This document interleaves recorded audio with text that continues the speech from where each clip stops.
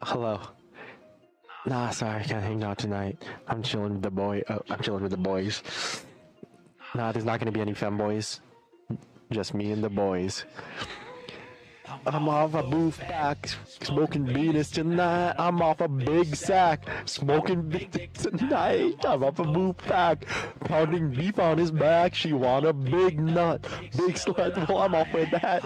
I'm off a booth pack, smoking Venus tonight. I'm off a big sack, smoking big dick tonight. I'm off a booth pack, pounding beef on his back. She want a big nut, big slut. Well, I'm all of that.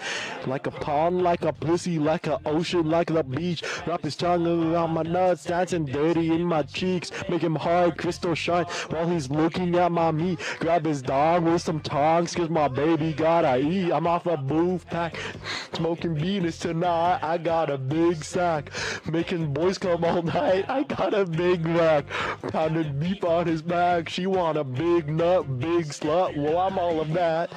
Booth back, booth back, booth back, big penis, booth back, booth back, booth, big nuts and big penis, booth back. I want it all, baby, booth back, Venus and Venus tonight. What the fuck, babe? Where are you? I'm still with the boys. Hurry home, I'm getting worried. I'll be home soon. Don't wait up. Okay, I keep my Venus in my pasties and my money on my bitch. Big booties make me cummy, I can't hold it when we kiss. I be sucking on the ding dong, my baby got the spliff. Hot pockets when the dong rung, pepperoni bitch.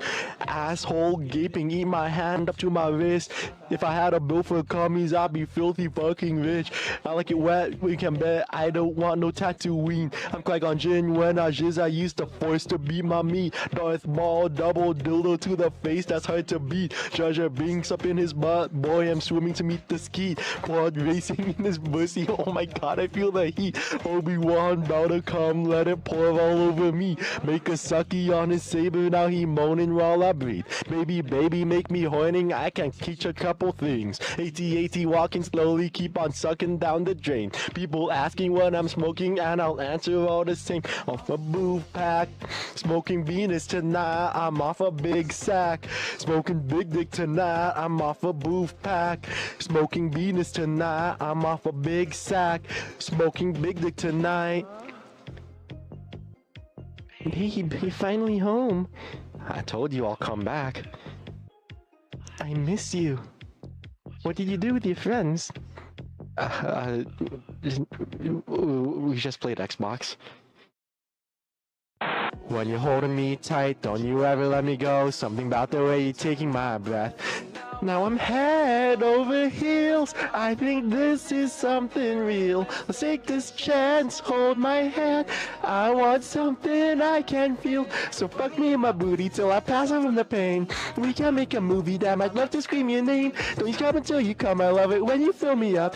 Kiss me, say you miss me as it's dripping down my nuts. I just really wanna fuck all night, it's alright, it's such a vibe. You got me feeling so alive when you put it up my butt. So excited, keep riding it, cause you know I can never get enough. I press my head face down in between his legs. Slip, do whatever he says. We can throw a party, nobody but me and you. Just your body and my body, show me what your mouth do. Ooh, yeah, I really like that. He's got a nice ass and that dick is real fat. I'm drinking a sweat while he's breaking my back. I taste so sweet, he's licking my crack. Oh, take me down and suck me up. I can't stand when I'm away from you. I just want my face covered in your nut. I'm so obsessed with the things that you do.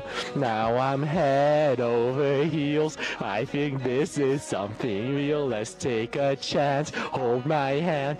I want something I can feel. So fuck me in my booty till I pass out from the pain.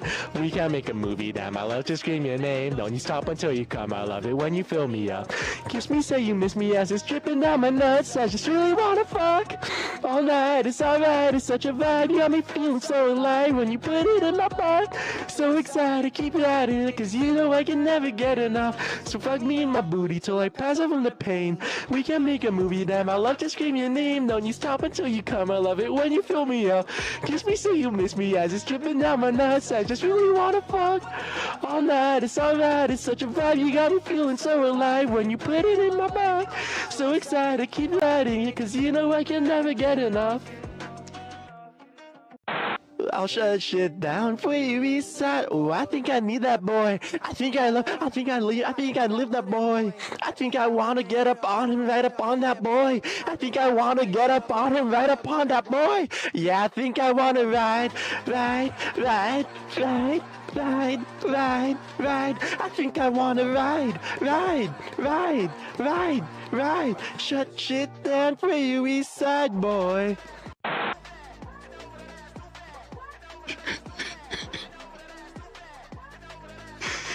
Man, no, that's too bad. Man, no. It's in the dream, boy. Ride.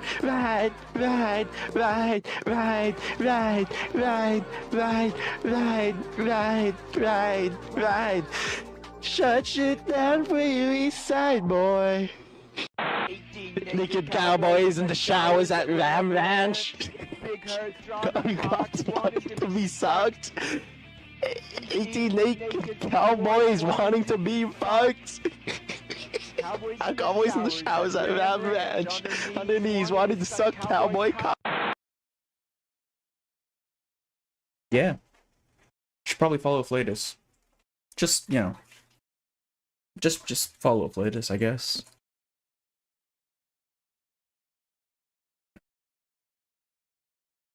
Alright.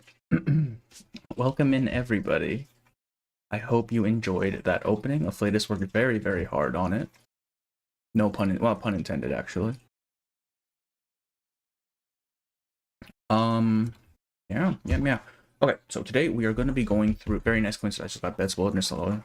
Okay, yeah, hell yeah. Yeah, we're doing Bette today. We are doing Bette today. Is it Bette or Bette? Or Betty? I don't know. Also, I think the sound is dead. Give me one moment.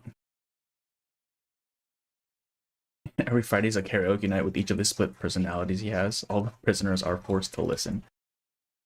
Yeah, that's, Komala must be a really interesting place, no? There we go. Thank you, Afflatus. Yes, thank you, Afflatus. Everybody thank Afflatus for that. That was fantastic. Okay. So I absolutely have to do Artsum today. Do we want to do it before or after? And Lucidscape, when is Lucid? 18 days, I'm fine on that. But this needs to be, we should do it before, actually. We'll because Bette is not too long, I'm assuming, right? It's like an hour and a half.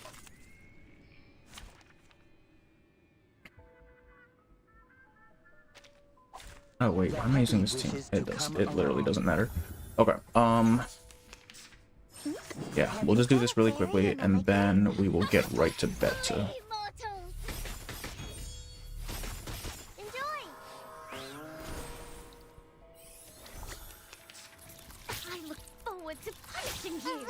I really want the skip thing, right? Because it's like if you finish the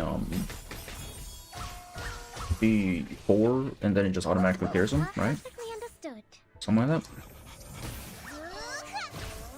In the Kumax video about the movie references R9, I heard the name pronounced like Betty because of the famous actor from Men Prefer Blondes. Okay, that makes a lot of sense then, Betty. Okay, we'll go with Betty. Because I feel like we're going to be saying her name a lot during this chapter. Oh, car.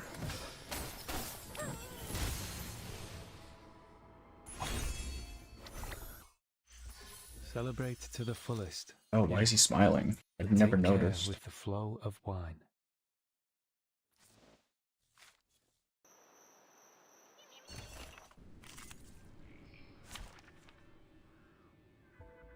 Team? What is this? Plant? Do I have a plant team?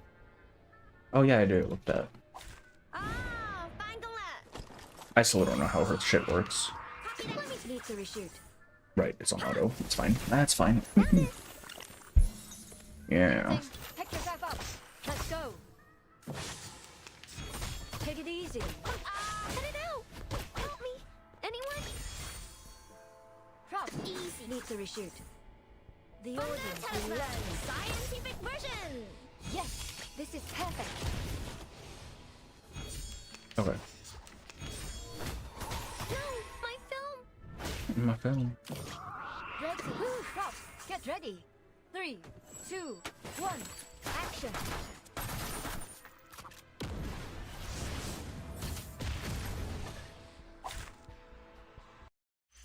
Cut.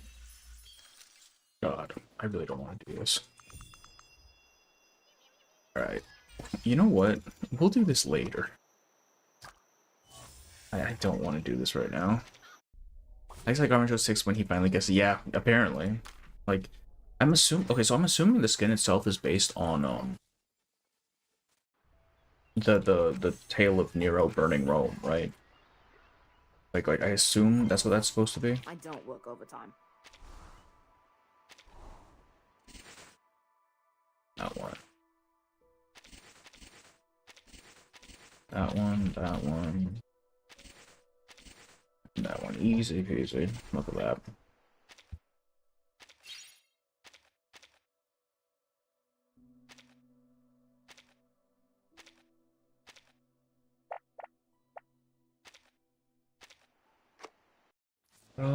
All right, we'll do limbo after thing, because I feel like I don't want to do it at this moment.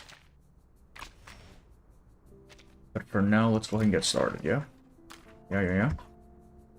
Actually, wait, no, I'm capped. Let me uncap here real quick. I still hate how you don't get the bonus for the free ones. It's so goddamn annoying, man. Please enjoy. My next performance. First game.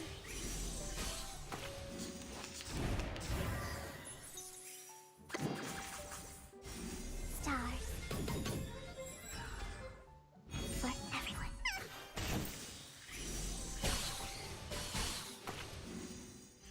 That weren't even as tough as waking up an old factory man.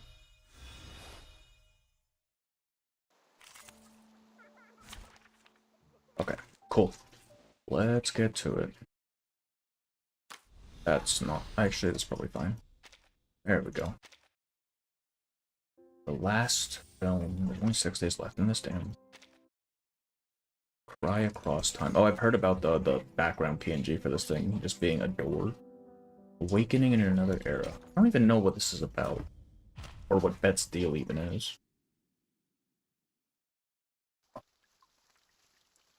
A cry across time.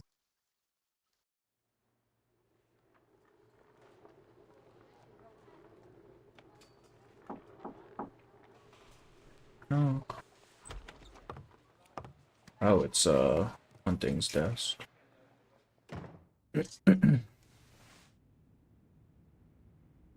Congratulations, Betty. For me, oh my god, I can finally stop pretending to be someone else on the big screen. Hey, welcome in, SBT. How are you? We just started, so you're right on time. Victim C. Ah. This anecdote. Yeah, I've heard very good things about this anecdote. What's happening? What was that? What's going on? No matter how hard she tries, Betty can never pinpoint where the chaos began. Feels like reality itself is caving in, as if someone had knocked over a dollhouse with one swift blow. What's going on? I give her a voice. Cool. The world is falling apart. Raindrops oh, this is the storm. We're just starting off with the fucking storm? That's insane. The world is falling apart. Raindrops rise from the ground, defying gravity, while her thoughts plummet, free-falling into the pavement of the film set. The scene flips. A woman's scream echoes in her ears, sharp and frantic, but it isn't Betty's voice. It belongs to someone else. Have I gotten too deep into my role and forgotten where the script ends and reality begins? Or was it something the camera captured? But if she's getting stormed, why... She covers her mouth and nose with her hand, as if trying to suppress her rising panic. Miss Betty, is this a good time? Or is it a memory? Reality at last interrupts Betty's dreams, a stream of frantic thoughts. More pressing than fear, she needs to return to the present. Come in. A woman in a black and white business suit walks in, holding a thin folder in her right arm, her face hidden under a white mask. Seeing the masked woman, Betty instinctively touches her upper lip. She's faking it to skip school, yeah, apparently.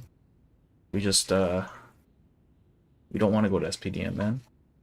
The mustache she had worn before was gone. The realization hits like an overwhelming sense of nakedness. Guest room foundation. Feeling any better after a night in your own bed? I guess so. She's still alive, at least.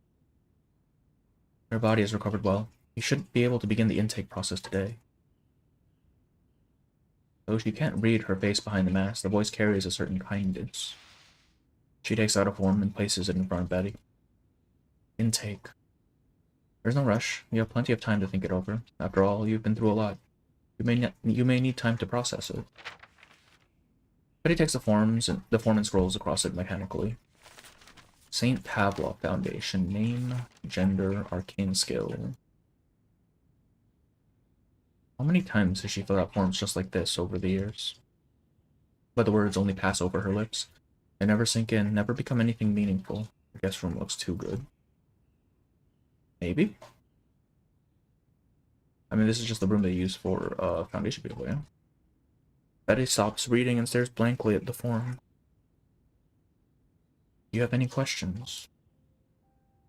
Outside, Betty recalls a nightmare she had barely survived. But now she has to worry about SPDM according to her Uber. She's 20. Yeah, but I mean, like, they I believe they have to go into re-education in some cases, right? Like Jessica had to, though I guess Betty wouldn't. It wouldn't apply to her since she's fairly normal, it seems. What happened out there?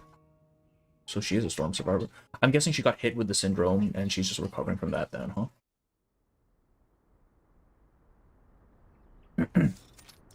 Except there was a Soviet ballet on TV. Oh, from Alaska. The staff member leads Betty from the guest room and into the hallway. Here, she finally gets a glimpse beyond the Foundation's sterile walls of the new era awaiting her.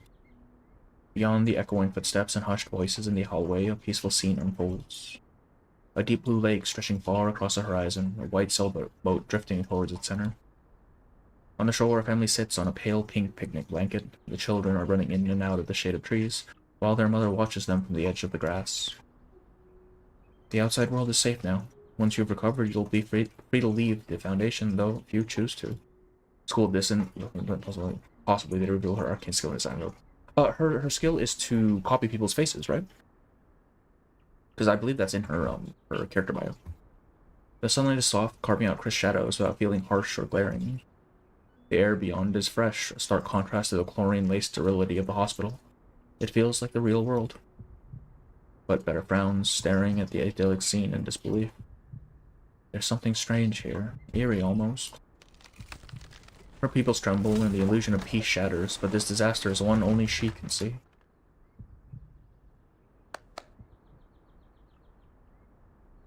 You're not the first to say that. The world is still beautiful. Yesterday no different from today, so what exactly have I lost? Bette glances at the staff member beside her, her voice calm, her masked face unmoving, yet Bette can tell she's still wearing that same rehearsed smile. The world is mostly the same, but there are things that have changed. The staff member takes out a pen, resting the cap against her lip as she ponders for a moment. She doesn't have to, she's a victim of the storm. She can choose to either work for them or live in the new era. That's true, yeah. I suppose it only really applies to people who Burton kind of forcibly takes there. That house has a new roof, and the trees have grown taller. That park over there, its fence used to be black, the paint was peeling off, and now it's white. She points at them with the pen, speaking as if these shifts were the most natural thing in the world. Her gaze returns to Betty. If you want to understand what you've been through, you can attend the Foundation's information session once you've recovered. You'll get some answers there. We've developed a standard recovery process for survivors of the storm. It'll help you move past the trauma, adjust to your new life, and if you choose, join us in assisting others. You're free to go about the facility as you please. If you'd like, you might want to visit this other survivor who arrived with you. Oh, there's another one. Welcome to the world after the storm. The other survivor. The screams in her ears never really faded. If anything, they've grown sharper. Yes, I believe she was your colleague. Wait, okay, so Bette is from the 1930s, so she probably was around, what, the 4th storm then? The staff member flips through the folder, searching for a particular page. Her name is Jones. Okay, so this is not one of our arcanists then, it seems. I don't recall it Jones. Jones. Someone she knows then.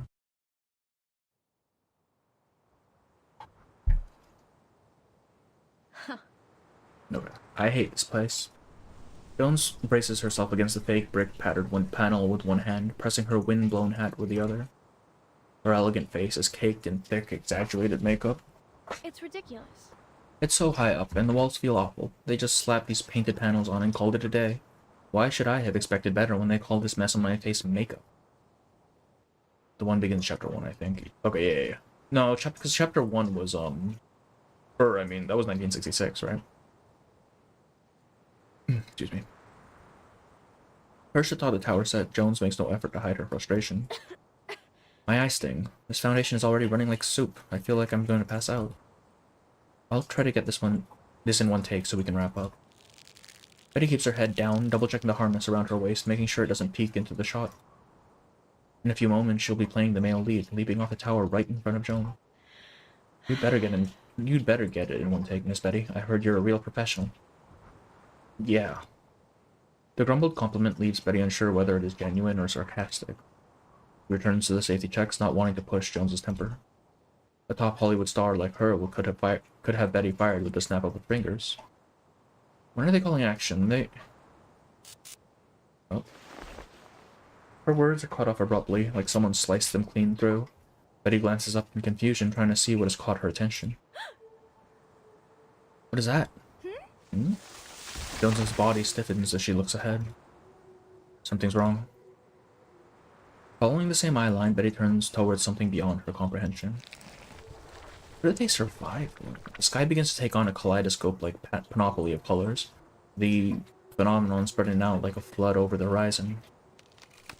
Reality begins to unravel around them, leaving the tower standing out like a strange island. Oh, did we get this? What the storm? Oh, they used actual fire for this one. Until it collapses.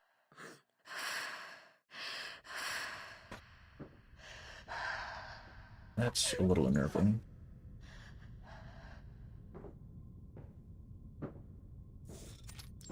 Ward.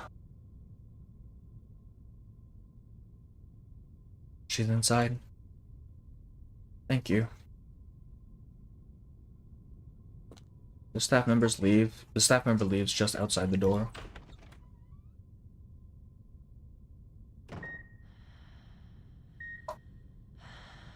Beyond the thick glass, a woman lies inside a capsule-like machine, her face wrapped in bandages. Several grayish-white square monitors are angled toward the head of the device watching over Jones. The room is silent, except for the rhythmic beeping of machines. Jones? At the sound of Bette's voice, the woman turns her head towards the window. Bette places her hand against the glass and the screams begin to fade, replaced by shallow, raspy breaths. That is a hell of a way to start an anecdote. What the hell? Like, we're just not popping off with the storm, I guess. Sure. Let me just send a reminiscence real quick, just so I, like, can get a crack on this.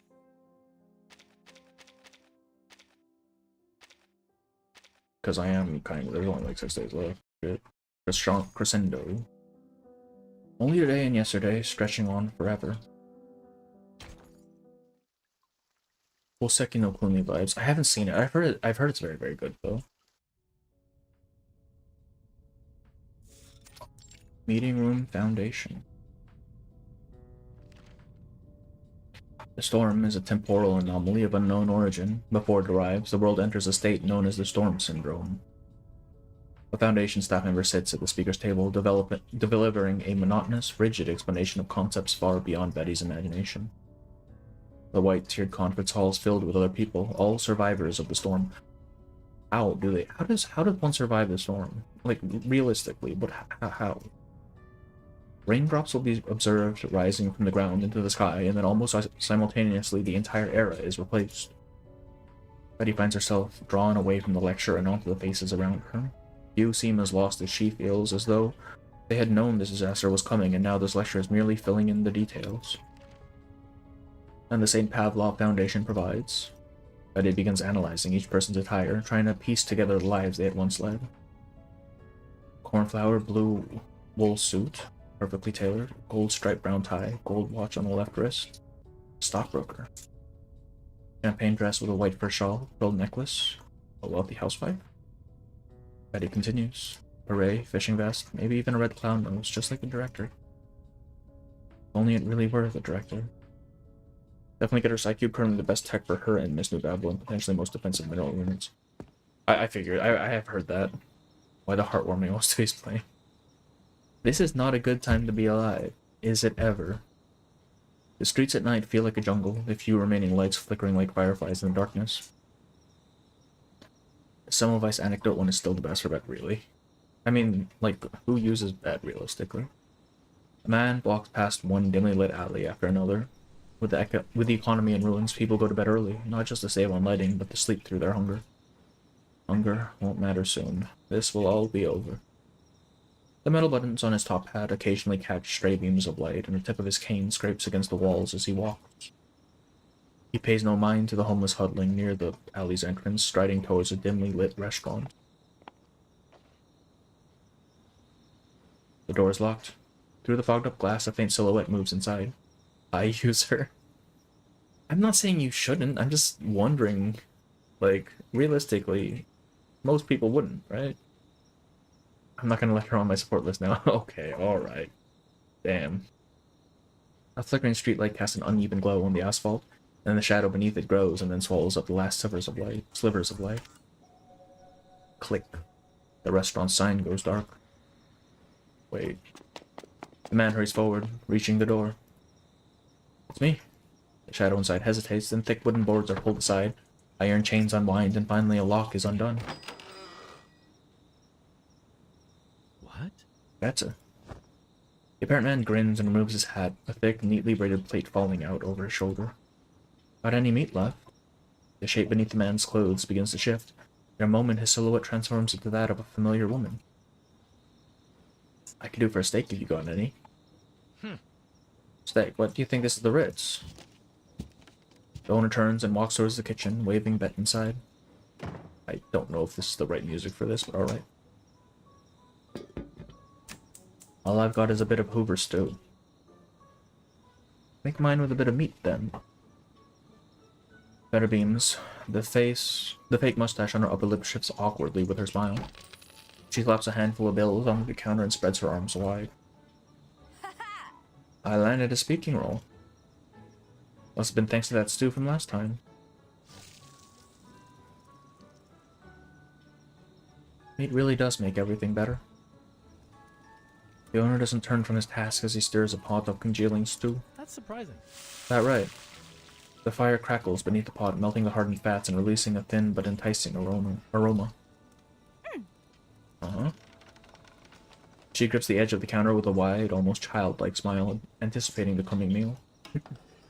The owner scrapes the pot sides to pull up a portion of stew, placing it in front of her with care. Thud. The weight of the plate makes a satisfying sound as it falls on the counter. It's on the house. For all the scripts you memorized but never got to perform, you've earned it. Thanks. Bette picks up her spoon, taking one bite after another of the hearty stew.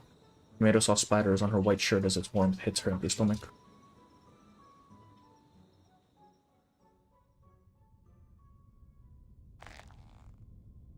Her eyes readjust, falling on a figure in the front row as she tightens her grip on her pen. Still can't see how Yu-Gi-Oh! Her hair looks on her— Wait, I didn't even notice. If only I had finished filming my scene before the— If only I had finished filming my scene before the storm hit. Just 3 lines and I would have been a star. Oh no, man. I don't think that's the case. Yes. No. Ah. Yes, speaking role. Betty replaced the moment in her mind, recalling the lines she had rehearsed 100 times, hoping they would bring up the same feeling of pride they did before. Now, if everyone could leave their completed forms here. The staff member's voice yanks Betty out of her thoughts. Oh, Frank, how are you? Welcome in.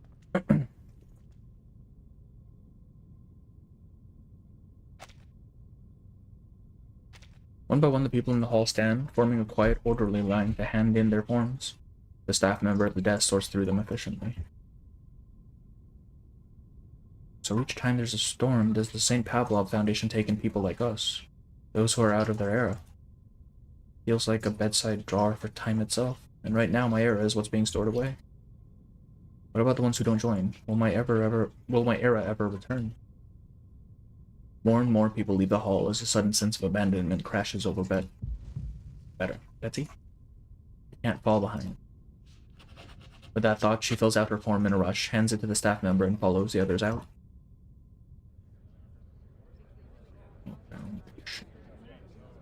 Standing in the hallway, Betsy looks towards both ends of the corridor. It dawns on her that people in this era seem not to be the sort to linger. Betty watches as their backs disappear into the distance, step by step, swallowed up by the corner where two walls meet. Her fear of falling behind might have been shared, but it gives her no sense of belonging. Betty touches her stomach, neither hungry nor full. There are no more films to shoot. Then is she supposed to do? You're sure to be a Hollywood star, Betty. As the lights go out and the restaurant door is locked again, the owner turns and reassures her. You're going to wake up every day to a champagne tower.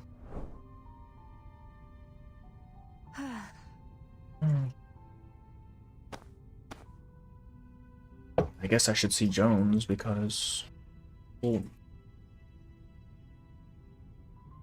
I never had a champagne tower to begin with.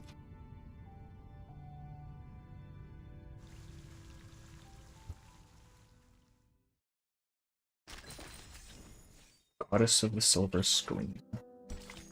The follies of time, emotion, and money.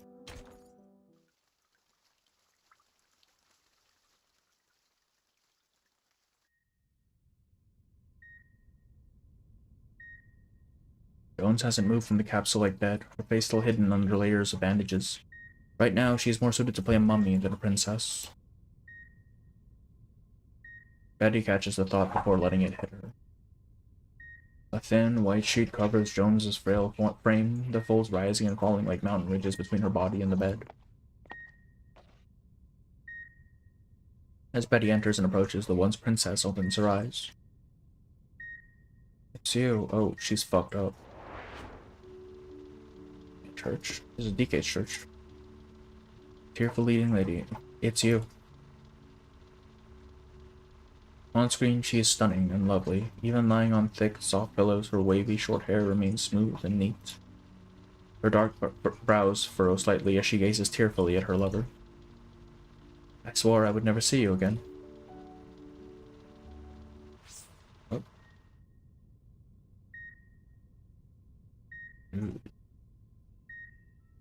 But now she clings to life in this strange glass coffin. You saved me. Otherwise, I would have broken my neck long ago. Betty freezes in place. She has no memory of what happened after the fall. Closer. Her voice, devoid of vitality, drifts out like a spirit and dissolves into the air, leaving Bette to guess at the words from her weathered lips. She moves closer until she reaches the glass barrier, remarking that she has never been this near to Jones before. What about the others? The radiance has faded from her eyes. There are two glass beads that look around and seem to find some refuge when they meet Bette's own. The others... She means the film crew back in the unfinished past that Betty and Jones left behind in the 1930s. Betty opens her mouth, looking at Jones's frail state. She can't bear to part with the obvious truth that hangs on her lips. A lie slips out instead. They're outside. Outside the Foundation. Outside the era. Don't worry about them. Betty stammers out in fear that Jones will press further. Outside? Where? Doing what? But Jones only nods before asking her next question. What about the camera? Her eyes searched the room weakly. I had the camera with me. Betty notices the red veins cascading over the whiteness of Joan's eyes, making them seem almost translucent. Where is it?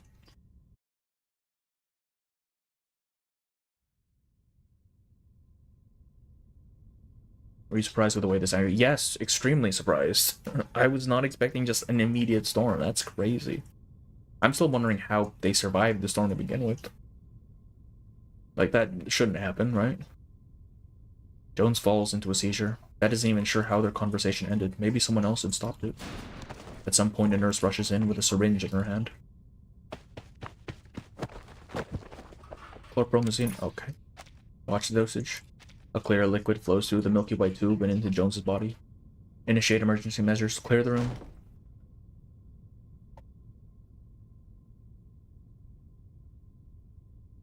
Bette trembles, unwilling to recall what had just happened in that ward. Jones had been like a thread-thin wire strung around her own neck, and Bette was holding the other end. Felt like if I moved my finger, Jones would fall away right before my eyes. Fragile safety line. The safety line, a term among stunt actors for the harness that ensured their survival. Looks like the storm really did a number on her. A hand lands on Betty's shoulder from behind. She turns to see the nurse who had just attended. Jones greeting her.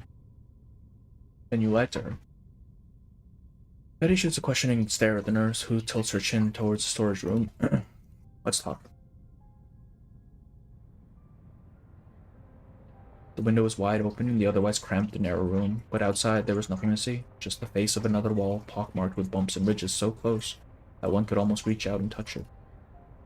The nurse introduces herself as Laura as she stands by the window, leaning outside with a cigarette in hand. You're not even her little sidekick, are you? Betty reveals the details of their story, and Laura turns back, exhaling a puff of smoke like a dragon's fire into Betty's face. That's kind of rude. Cough. What the hell? She waves her hand in disgust to disperse the smoke. Laura only laughs. Go on, way faster. This thing's sensitive as hell. If it detects me smoking, it'll spray and drench us both. You shouldn't be smoking here in the first place. Yeah, so what? The world's gone insane. You really think rules matter anymore? Laura stubs out the cigarette on the window frame, already covered in blackened marks. You're just not used to it yet. The item in Series of Dust. Bette doesn't respond, brushing off the smoke, cleaning through her clothes. So? You're from the 1930s, right? Huh. Laura studies Bette with a cocked head and a breezy, if unfriendly smile. What is this lady's problem? So what's your arcane skill? I can alter my physique and appearance temporarily. It's useful for my line of work. Okay, Aura. Though I can never get my face to be perfectly identical to someone else, so close-ups aren't really a thing for me. Oh. Usually cooking, what the hell? That's all? Not all of it, no. If I shift into a stronger form, my strength increases with it too. Maybe that's not the flashiest arcane skill, but it's been good enough for me. But she has a minor buff. It's crazy. Lara shakes her head, thoroughly unimpressed. You can make muscles on command and change your face, but not by much. Seems like all you are is a bad actor with a fake mustache. What else have you got? What? For example, You know, something interesting. Maybe a collectible, like Jones's camera. here is the case. I know a buyer. He collects interesting stuff. I'd take a cut, of course. Doesn't have to be expensive. Any old thing can still sell for a good price. Wait, 1930s went to 1960s? I once sold a no, 1912 actually. I once sold a broken copper pendant. Looked like junk, but it had a picture of the original owner's daughter inside. Someone paid a fortune for it just because of that sentimentality. Betty stares at the nurse in shock. Is that all you dragged me in here for? You want Jones's camera? Listen. Collectors are crazy about stuff like that. You get to name the price on stuff like that. I'm just saying, if you want some cash, reach out. Oh, and here's the process for reclaiming lost items. Laura pats Bette's shoulder as she leaves.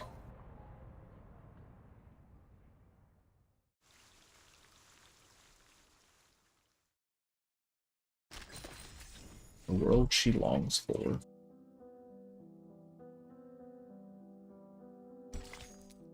Hope lies on display within a glass case.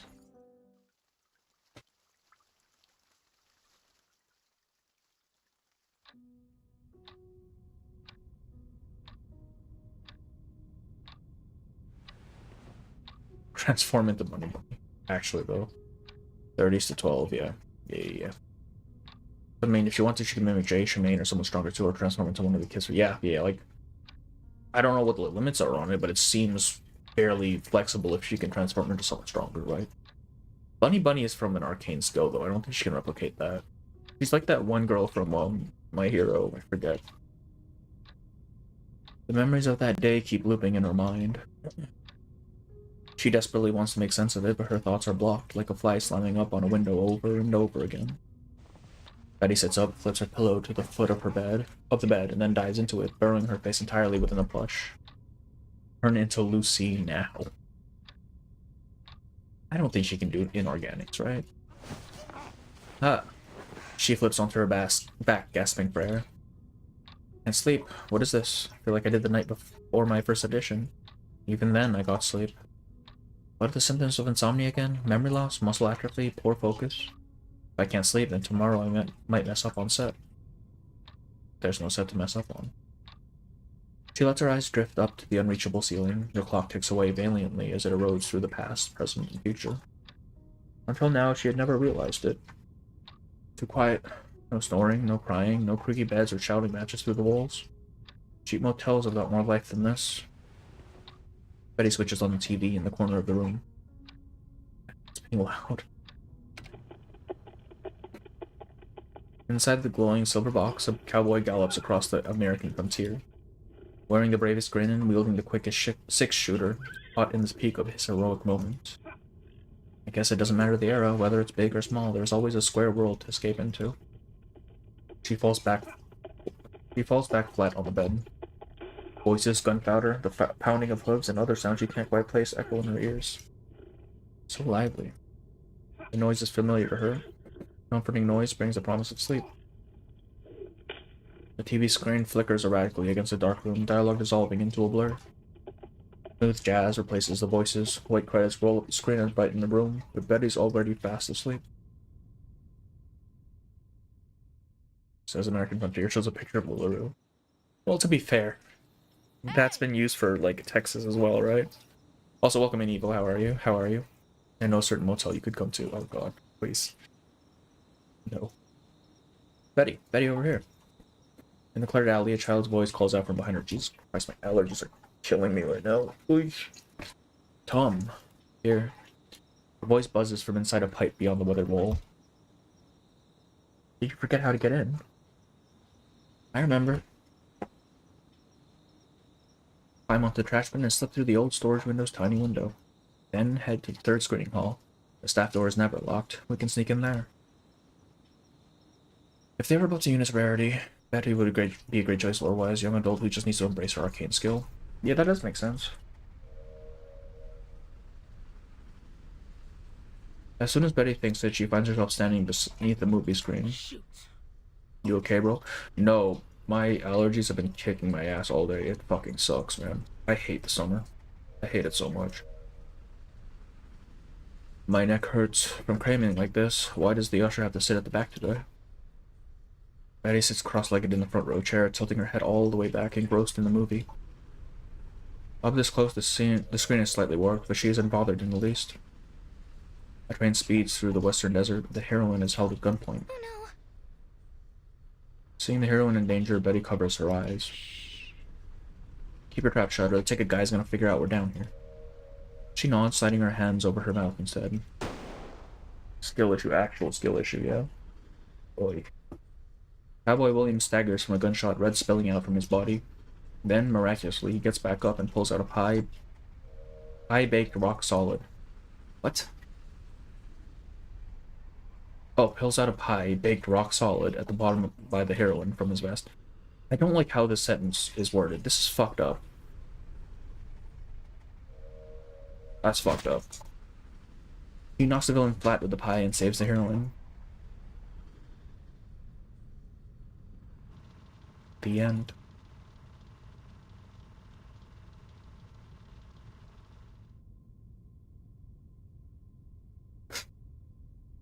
happy ending. I wouldn't mind a slice of that pie. The word end flickers on the screen, but Tom isn't paying it any attention. That was keen, wasn't it? A real cowboy. Wish I could be that guy. Pew pew. So childish. If I were a real big shot cowboy, I'd keep the entire town safe as houses. And the saloon keeper would have the best seat at the bar just for me. Tom rubs his frostbitten feet, and the motion reveals a stolen piece of black bread that juts out from his coat pocket. Welcome in, Anita. How are you? Welcome in. Cowboy William is in Creekwood town. There won't be any danger left. You'll have to find another place. Obviously, I'd never go to Creekwood. That place not even real. What? Not real, but the movie is. It's a made-up story with actors on a fake set. There's no such town as Creekwood and no Cowboy William. You don't really think everything in the movie is real, do you, dummy? A slice of American pie. Yeah, okay. So that's how it is. But instead of disappointment, she looks somehow even happier. That just means it's a place I really can reach. What? Don't you get it? Yeah, it's a fake world, but that means I can create my own world, too. A world without unemployment, without poverty, without hunger, without cold. Where everyone has enough food in their bellies and a warm, soft bed at night. It'd have music playing endlessly, the summers would always be bright and sunny, and the winters cozy and cheerful. Really cute animal. Yeah, I think this is the past, right? Her as a child.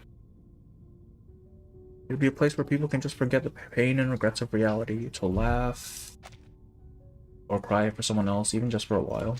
A square world that protects people, picture of beauty and hope. That's the world I want to make for me and for everyone else, too.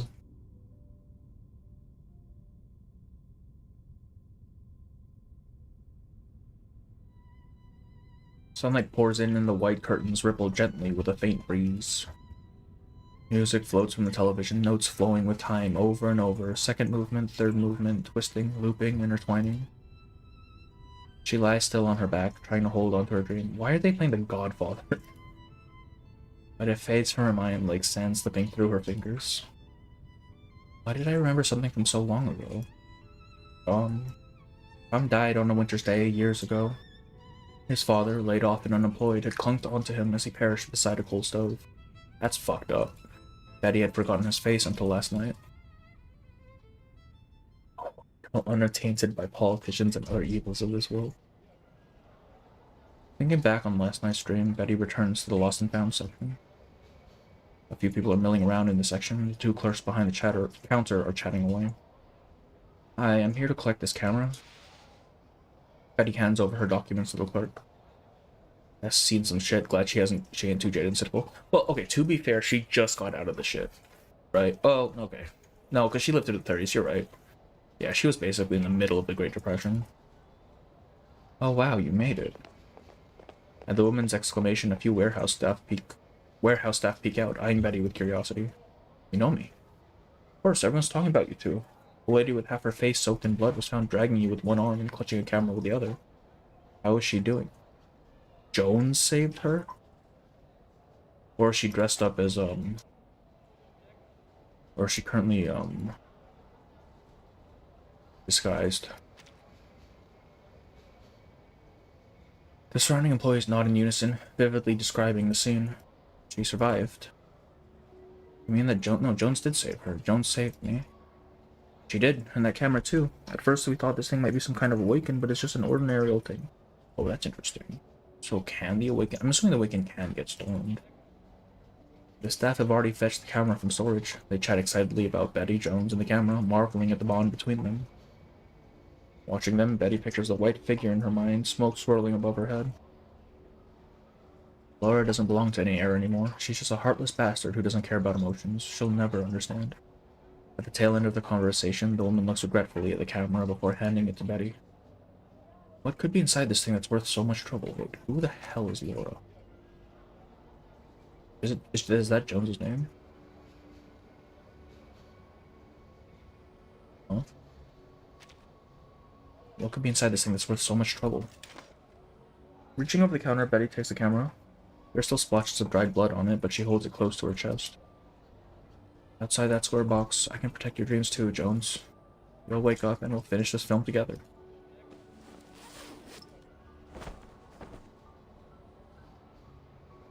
This is the very last movie of the 1930s. Honestly, man, just throw me out to the storm at that point. Oh, Laura's the nurse. That's right. That's right. That's right. I knew the name was familiar. I just couldn't recall. The shady nurse. Yeah, the one who... I'm not gonna lie to you. I probably would be that nurse as well. Hey, they're gonna die anyway. Let me sell that shit off. I need money. Their dream is nearly picture perfect. The perfect double. Jones's condition remains unstable. Most of the time, Betty just sits in the ward rewriting the script from memory. The real one had been lost to the storm. Occasionally, Jones awakens for a brief moment. Betty, what time is it? Her voice has lost all trace of its former haughty, confident tone. Fragility strips everyone of their dignity. Betty pauses her writing to glance up at the clock. 2 p.m. Jones doesn't seem to respond to the answer one way or another. Betty scrutinizes her frail face, trying to figure out what she's thinking. Maybe she's wondering how long she's been out. Maybe she's wondering why Betty is there, or maybe she isn't thinking about anything at all. On rarer occasions, Jones even gains the strength to ask about the film. How far have they gotten? Scene 14. It is the latest scene Betty has rewritten from memory. She's been waiting for Jones to recover so they can pick up where the film reel left off and finish the movie. Yo, Chip, how are you? Welcome in. We're about halfway through Betty's anecdote right now. And Afflatus again as well. Are you still streaming, dude? You are, what the fuck? Jesus. If I'm not here, what are they shooting? Betty rubs a corner of the script between her thumb and forefinger, rolling it into a tiny curl. Anecdotes or scuff? Not really. This one seems pretty fine to me, honestly. I haven't seen any major issues with it. They're shooting other scenes first. They'll do the reshoots once you're discharged. Betty glances up to avoid meeting her eyes. Jones lies back in the glass chamber without a response. Oh, did you? Jesus Christ. Thank you for the raid. I don't know why this thing won't notify me of that. That's extremely annoying. Thank you for the raid, Afflatus. Also, again, check out Afflatus. He's a femboy. It's great. Everyone misses you. The script supervisor is a bit peeved because the shots are getting so scattered. Keeping track of the takes is a hassle. Yeah, I don't know why it doesn't. I don't know. That's annoying. Betty, bro. The story so far, Chip, is fucked up. Like, I don't know if you've seen it yet, but it just starts off really fucked up. No, but for real, go follow Afflatus. He's great. And whether or not he's a femboy is still up in the air. It's still not confirmed. I've been lying here too long. I've practically burned a hole in the ceiling with my eyes. What is your end game here? I think she's just trying to keep it together, man. Yeah, that's right, Chip. Exactly, correct. Voice acting is just cutting corners and knocks the whole way. Yeah. If you mean the voice acting, that's just how it always is, right? Could you bring me some pictures of the outside? I mean, I'm assuming they're not as high priority, Ethan, right? Like, you got main story, you got character story. I guess anecdotes are just kind of the last of the bunch.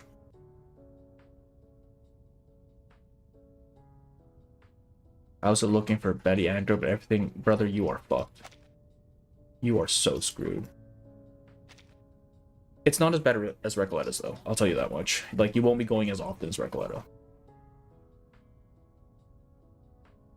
I'm more femme than boy, so am I boy or femme? I think that's up to you to decide, honestly. Do what your heart desires. And some photos of the crew. I miss them. Wait, what'd she say? Okay. But the director doesn't allow pictures on set. Betty wants desperately to find an excuse, but Jones's eyes meet hers through the layers of gauze, saying nothing, waiting. Betty closes the script. Alright, I'm sure they'll make an exception for you.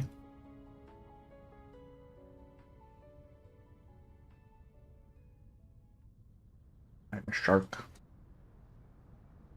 Oh, a shark on Twitch, you mean? Like the user, or? I'm so confused. The light shimmers. Women in light dresses stroll through the grass. Men with fishing rods lie by the shore, releasing their catches back into the water. No voice acting in visual novels of the norm. Actually, I mean, looking. That's true. No voice acting is the norm. Like even in Arknights, right? Like they don't have voices for the sections. We're a little bit spoiled with this game. I'm gonna be real with you. Oh, fake granddaughter as well. Yeah, yeah. I still log in there. You know, waiting for another Hokusai dupe. Okay, yeah, it's 4 in the morning, dude. You gotta go to bed. What the hell? This isn't the scenery I need. Betty hurries past them, carrying a round bag on her back. Doki Doki as well, really? That's one I would expect to have voicing just because it's more of a newer game. She finds a quiet spot and sets the bag down. This place at least doesn't have any strange buildings in the background. You could almost mistake it for the original filming location. Perfectly fair for them, and Charlie's Anecdote is my absolute favorite. Perfect mix of epic, comedic. Really? I mean, it was fine. I wouldn't say it was my favorite of the bunch, though. Like, I think Eric's is still the best, though I think Betty might be usurping that later. Let's go, I 120 her. Brother, I have both of her versions maxed out. Like, as maxed as possible. Like, dupes and everything. This place, at least, doesn't have any strange buildings in the background. You could almost mistake it for the original filming location. After agreeing to Jones's request, Betty devised this little trick to deceive the Foundation. Once she settles on a good angle, she pulls out her camera and rummages through the clothes, slipping on a fishing vest and beret. The director was always wearing something like this, but now... Betty hesitates, searching around. She realizes only now that she can't be the director and take the picture at the same time. She needs someone to press the shutter for her. A young woman sits on the grass not far away, sketching the landscape.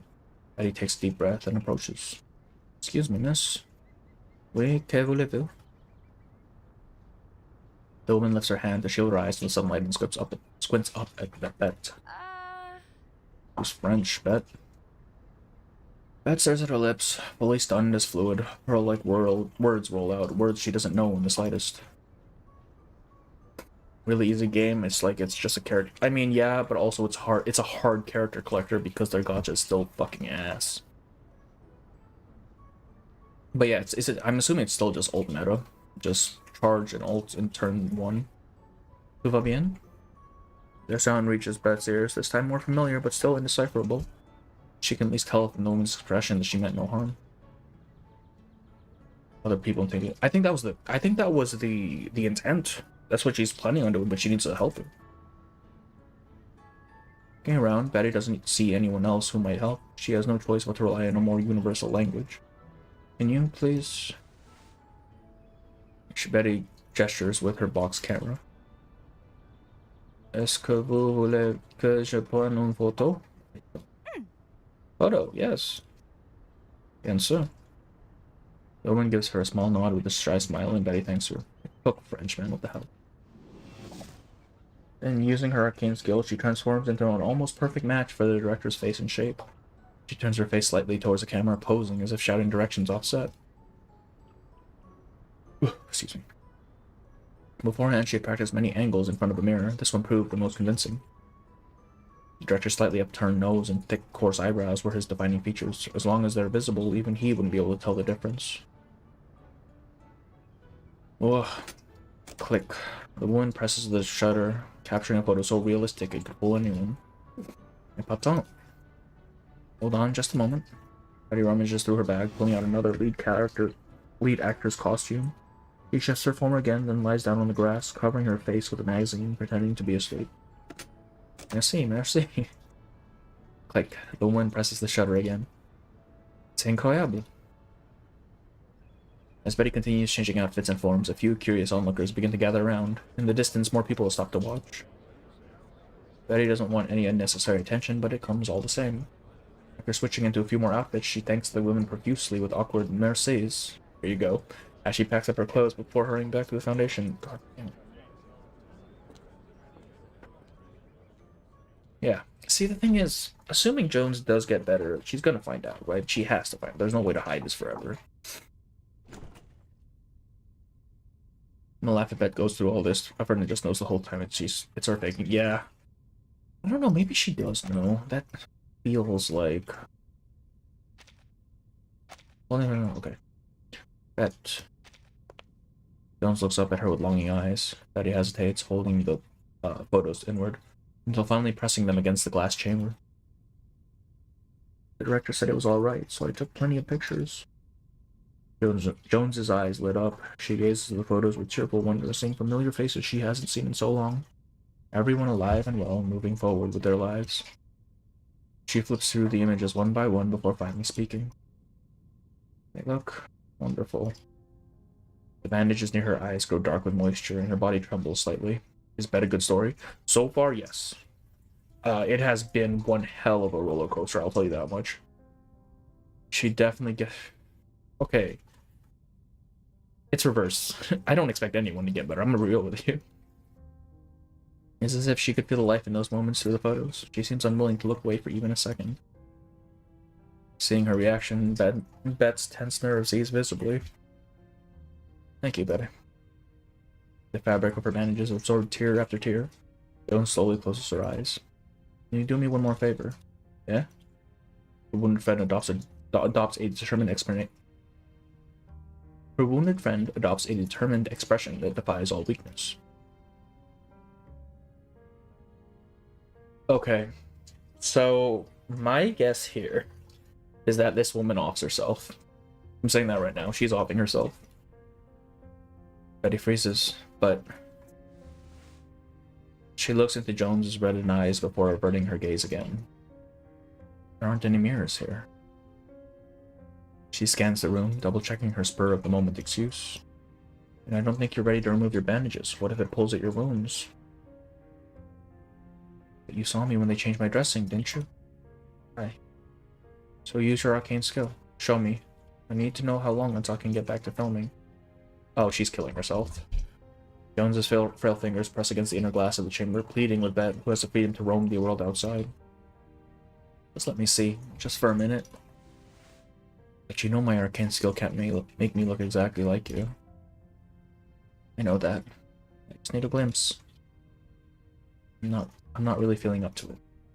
Jones's trembling fingers rest against the glass, a reminder that she is trapped inside. Bette looks deep into Jones's pleading face, takes a deep breath, and closes her eyes. What the fuck was the syndrome of the 1930 storm? This is fucked up. Hate this place. And at this scene too, yeah. Yeah, Jones is dying. Back then, Jones had been untouchable, radiant and dazzling, the kind of star Bette could only admire from afar. Come over here, Bette. Bette trembles in her step. She forces herself to push aside the image of Jones's scarred face burning in her memory, afraid it might color her transformation. Imagine if Betty's being weird about this because she's just been copying Jones's face the whole time. That's crazy. What if that isn't her actual face? Jones studies her closely, while Bette anxiously follows her gaze, terrified that Jones might notice some flaw, a hint of her scars. You haven't got my eyebrows right at all. Obviously that's not what happened, but yeah, her power is kind of messed up, honestly. Like, to just be anybody. Hearing her chuckle, Bette flushes red and turns away. About this? It's better, but the nose isn't quite right either. It should be a little taller. Oh. Because if she's being this nitpicky about Bette's iteration, even though she knows it can't be perfect, there is no way she can handle the truth. Not even a chance. Really? Bette pinches the bridge of her nose, making it appear more defined. Now it's too much. That looks ridiculous. From Bette's perspective, her nose now seems oddly exaggerated. She looks at it, trying to tweak it into something more natural, only to end up cross-eyed. Even Bette can't help but laugh. You're making me look more vaudeville than Hollywood, Bette.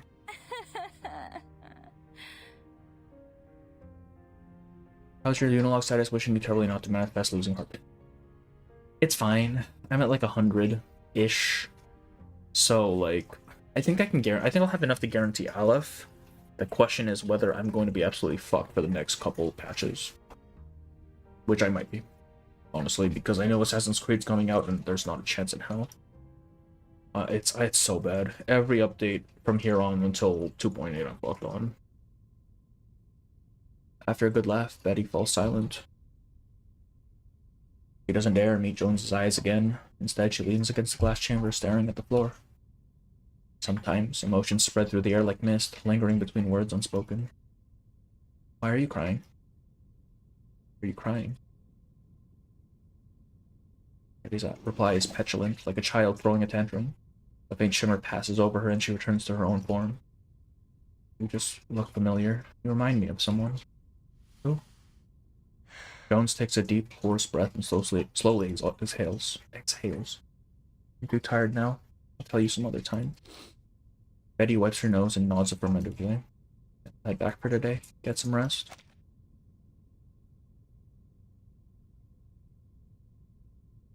Okay. I'm thinking Bette comes back and she is gone. Bette lets her fingertips rest against the glass chamber, mirroring Jones's hand. She almost thought she could feel her warmth. Probably skipping Aleph, but looking forward. Yeah, I'm definitely looking forward to the story. He's such a fascinating character, especially since we didn't get so much of him in the main story.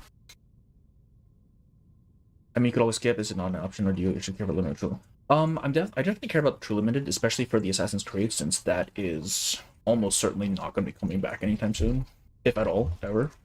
I do want Aleph because he's kind of cool, and I might as well get Kipperina. If I'm skipping anyone, it's going to be Kipperina for now, just because I don't know anything about her, but Aleph I'm very interested in. Regardless of his... Like, I do need him from Moratu, but he's also just interesting. Excuse me. Betty shakes her head, then turns to leave wordlessly.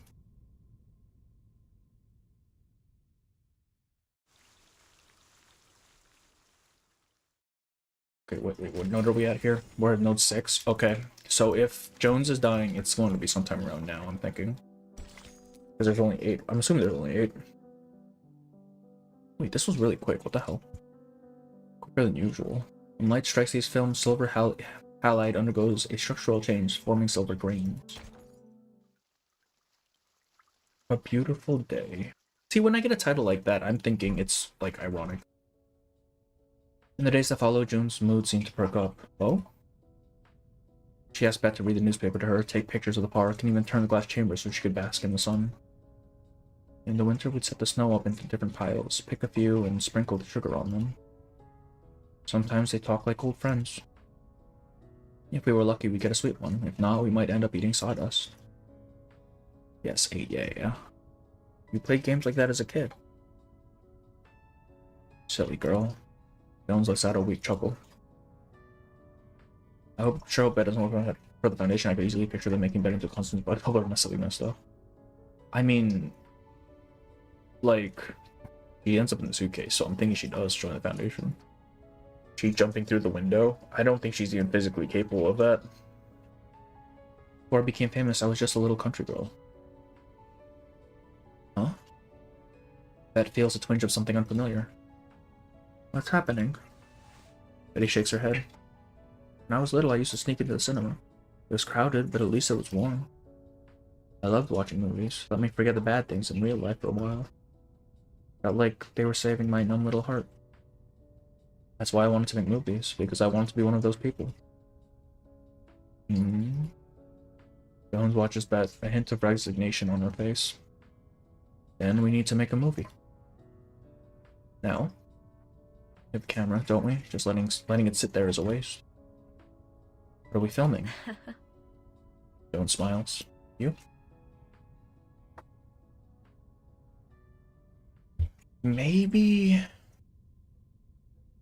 We don't know how long the fifth storm period lasts.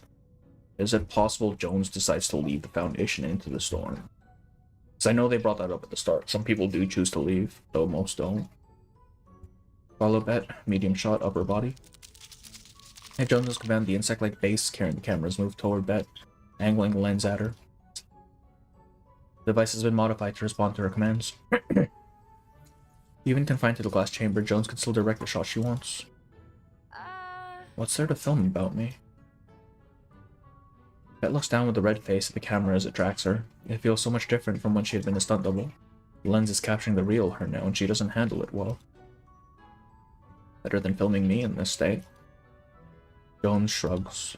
Now, don't just stand there staring at it. Do your thing. My thing. You know, something. Why not read me the newspaper? Betty nods, grabs the paper, and sits beside Jones. She begins reading, stumbling at first over simple words, but slowly she finds herself focusing on the text, not the camera, and begins to relax. That's it. A good actor forgets the camera's even there. Camera? Oh no. She's indeed forgotten it, and all her nerves return as soon as she looks back at her face turning a new and brighter red. Don't worry, you'll get used to it. From then on, whenever Betty enters Jones's room, the camera soon turns to meet her. And as per Jones's request, Bette edits their clips every night. Would they even control someone like Bette without constant surveillance? One random passerby is all she needs to get away. That is true. Like, if she can just disguise herself that easily. Click.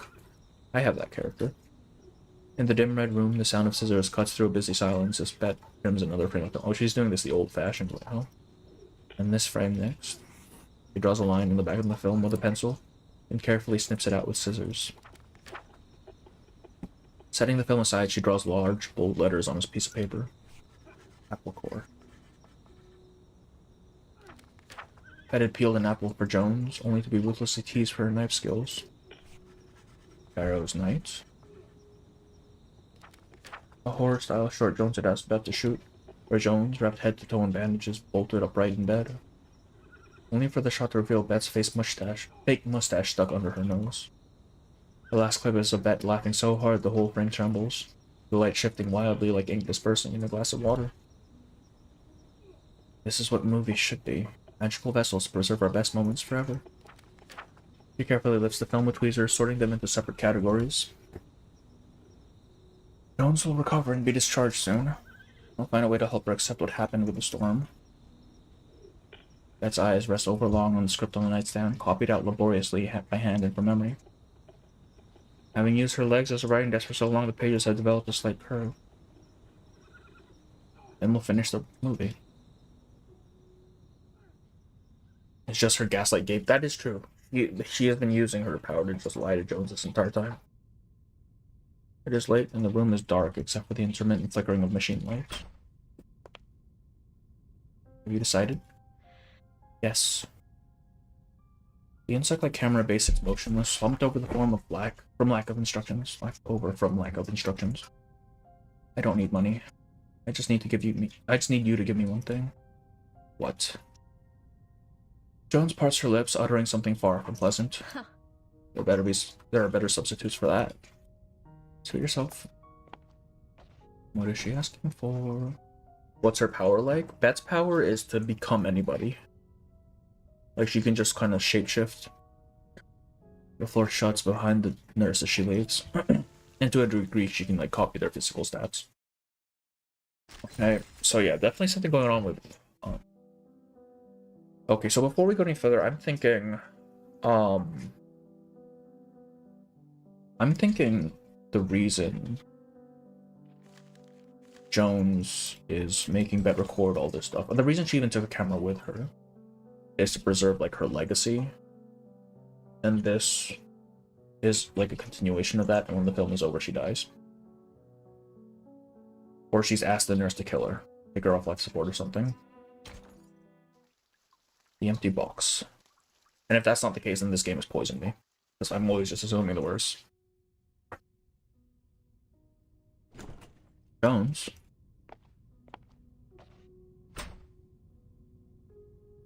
Around the usual time, Bette arrives at Jones's ward, only to find a neatly wrapped gift box tied with a silk ribbon sitting on her chair. A present? Who is it from? She realizes a bit too late she shouldn't have said it so strangely. The gift is light, almost as if nothing were inside. Close. I figured. No, it's from me to you.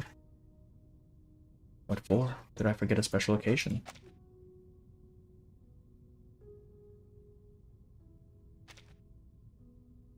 Bette looks at Jones in surprise, about to open the box to see what is inside. Don't open it yet. Jones stops just as her fingers begin to pull on the ribbon and gestures for her to sit down. This was the first gift I ever received, from my mother. Hearing that, Bette examines the box even more curiously, turning it over in her hands. What's inside? It's a beautiful box. So beautiful that I thought it could be worth a lot of money on its own. I spent a long time trying to figure out what could be inside. Cotton, stamps, banknotes, even fairy dust. I kept asking my mother for hints, but she wouldn't tell me. Why didn't you just open it up and see? Pretty funny that Hurricane Skill doesn't factor into her battle kit. She'd be a lot more selfish otherwise, receiving allies' buffs instead of spraying. Yeah. Like, realistically, you could just have her copy, like, a fucking Recolletter or something, and it's game over. Because... Jones lets out a sigh. I was afraid. It was my first real Christmas gift. I was terrified that if I opened it, it'd be empty. Rather than finding out there was nothing inside, I figured it'd be better to leave it as it was. It could always be a gift. After all, the joy of receiving a present is the most important part, isn't it? If I opened it and it was empty, what would I do? It'd be the same either way. A small wavering doubt stirs inside Bette. Then what did you end up doing? I placed it on my bedside table and held back the urge to open it. It sat there for 10 years, maybe more. Then a director discovered me as I was interviewing to be a waitress and cast me in a film. Following the payment from that movie, I finally had the courage to face the mystery of that box. Before opening it, I bought myself an expensive bracelet. If the box was empty, I put the bracelet inside and treated it as the first gift I ever gave myself. Why would she assume that her mother would give her an empty gift? That's fucked up. Jones lies in the glass chamber watching Bette. So, was there something inside? Jones seems to smile, but the movement of the bandages is so slight that Bette wonders if she's only imagining it. It doesn't matter what is in there. I'd already realized by then that I couldn't live my life waiting for dreams, whether I became a star or not. They were poor. Oh, right. 1930s, right, of course. Before I said anything, how would you have imagined my childhood? Bette looks at Jones's bandaged face, trying to imagine what she would have looked like as a child. But no matter how hard she tries, her mind can only picture something on a black and white screen. On it, Jones is sometimes a wealthy heiress, sometimes a poor country girl. Shitty mom, maybe, yeah. That's what I'm thinking. Like, even if they are poor, why even bother giving them the box at that point? Just be like, yeah, we can't afford you shit.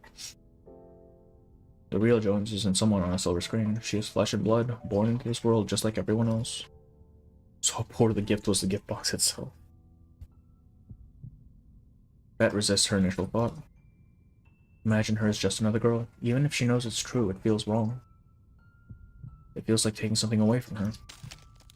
It would mean she wasn't born to be the star that she became, that she didn't have any special gift to light up the screen, and that she's no different from her. Why? Why are you giving this to me? There's something inside. Joan shakes her head once more. Behind the door, Laura enters, pushing a medical cart. The sitting time is over. Miss Jones needs her treatment, and I'm going to need you to leave. Go on, Bette. I'll see you later. She's dying. Bette looks down at the box with newfound anxiety. It is exquisitely wrapped, with a delicate ribbon tied into a bow on top. The knot is neat and smooth, as if no force had been applied to it in the time. Time to go. Laura pushes Bette's shoulder gently, ushering her out of the ward. Hey, Autumn, how are you? Welcome in. Did you raid? I hope you didn't, because my thing doesn't give me notifications, man. Welcome in, how are you, Autumn? Bette examines the box from every angle as she walks toward her room, her feet shuffling and slow. She shakes it as she holds her ear against it, but even that reveals nothing. What does it mean? Is it just an empty box, like false hope? Those spring tendrils seem to seep in from the corridor shadows, filling her with a quiet sensation of fear. Maybe Jones figured it out. She has seen through the illusion I created for her. But...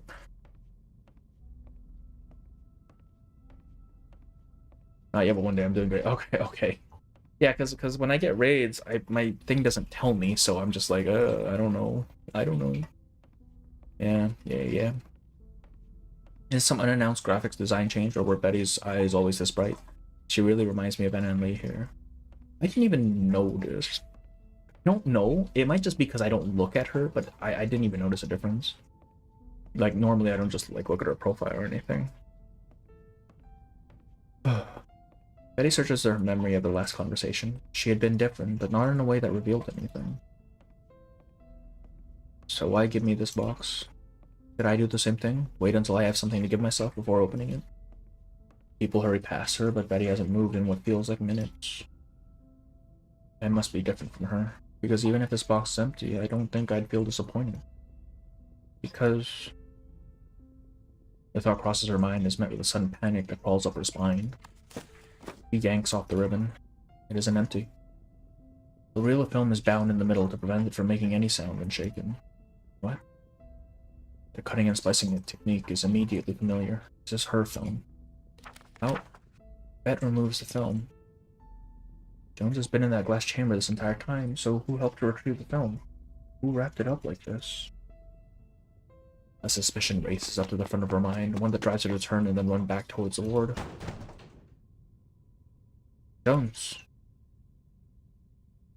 Laura is injecting some kind of medication into Jones through the glass chamber's tubes. Oh dear. You opened it.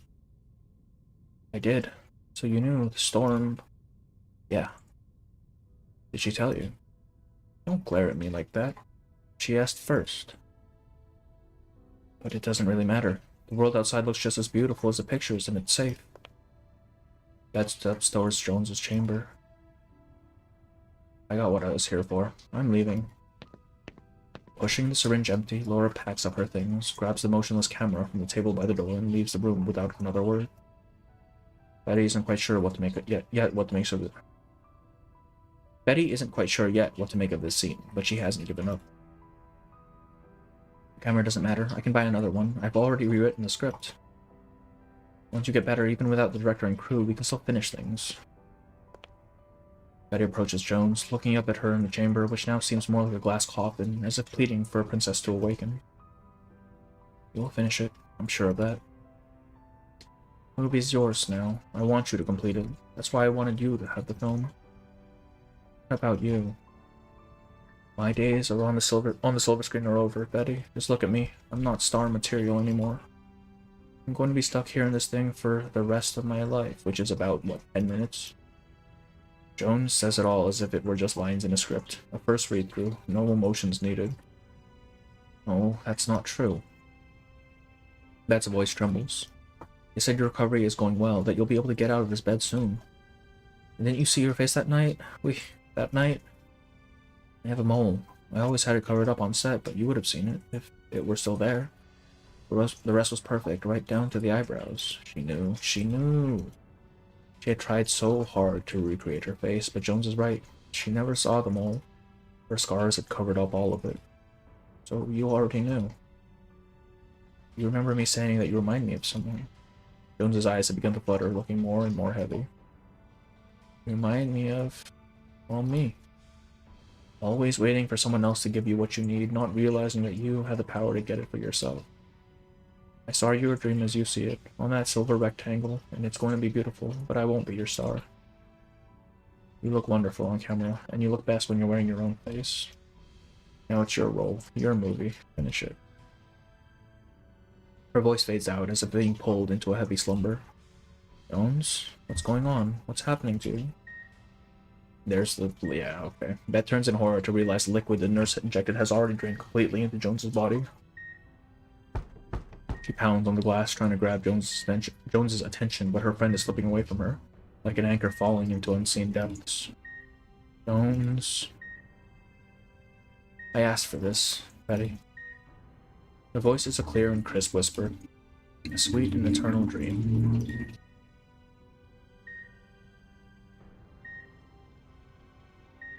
I hate this place. You haven't got my eyebrows right at all. Now it's your role, your movie. Finish it. A sweet and eternal dream.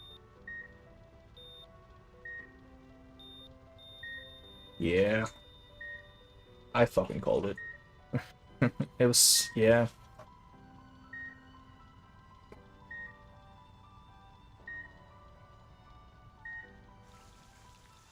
How was that a to be continued? That's crazy. Betty.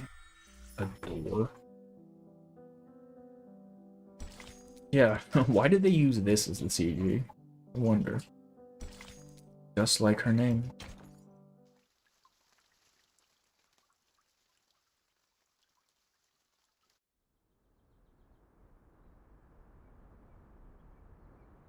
Jones was buried outside the Foundation, lying alone in another era, destined to disappear with the passage of time. Since then, Betty has spent many days alone, though at least now, having joined the Foundation, she has endless tasks to distract her. But in her free moments, Betty still finds herself standing in that hallway, looking out the same window where she first glimpsed the new era. Betty? What is it, Megan? Megan, is this... is that the name of the one who kept fucking up during, Joe's story? The two colleagues stand together while observing the changing times. Putting Bette through the ringer like it's... Yeah. What were you filming? Megan eyes the new camera in Bette's hand, something she bought with her newfound salary. Nothing, just carrying it around. Stream ending. No, I need to do, Wait, we're gonna do mains, and then we're gonna do, Limbo, because that ends in a couple days. How long has she been trying to use up their roll of film? Oh, excuse me. She could never find the right moment to open the lens. Has Limbo reset? Not yet. It'll reset in like 3 days or so. I don't think inventorying a warehouse would count as riveting cinema. But if your daily work is just repetitive mechanical tasks, then yeah, it's not much fun. Megan leans back against the railing and looks up idly at the ceiling. Their moment of peace is shattered by a ripple of conversation that surges through the hallway like a wave. Countdown to the storm. Oh, here we go. New storm. Oh. Megan straightens up and pats Bette. We've got work to do. What do you mean? A storm countdown means that in 24 hours a storm event will occur. We should get back to. Things are going to get rough. Going to be rough. Megan Hurley heads back to her station.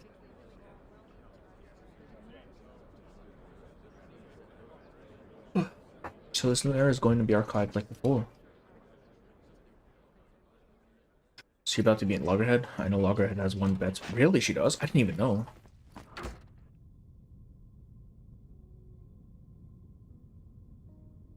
Inventorying era relics, checking historical records.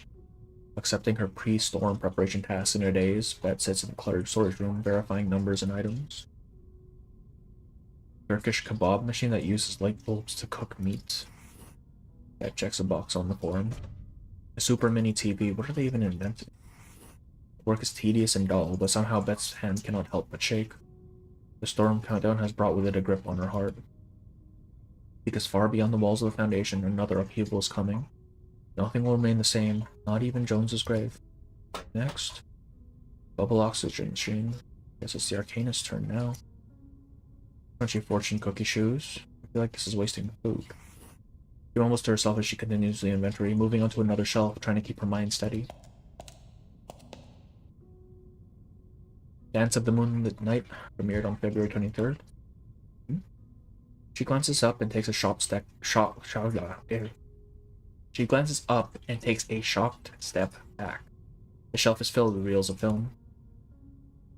She's been avoiding the shelf since she started working here, avoiding Jones's death. 1940, 1939. That means could it be? She found herself pulled to the section holding films from the 1930s. The reels were neatly arranged. Once I worked as a stunt double before, once Jones starred in. She scans over the meticulously organized reels, the thought building like a flood behind the dam. But Jones will disappear soon, like a fossil buried under the layers of time beyond my reach. You look wonderful on camera, and you look best when you're wearing your own face. Jones, she didn't star in her film. She didn't touch the film at all. When she buried Jones, she had burned that part of her in the same grave. What should I film? Yes. No.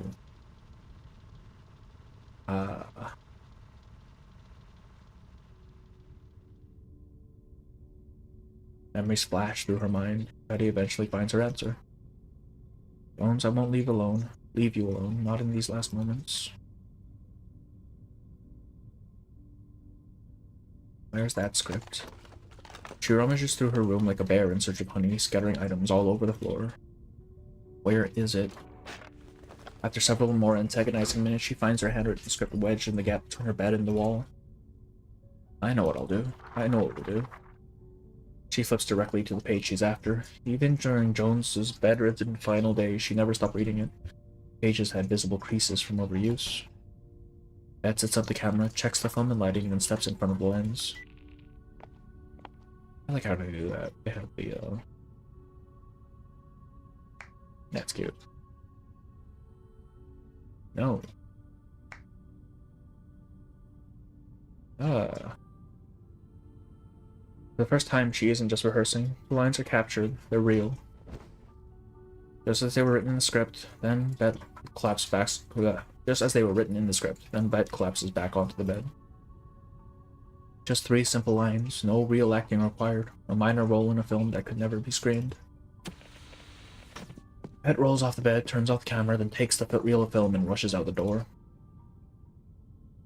The cemetery is empty. Those who rest here no longer need to care about what is to happen to the world.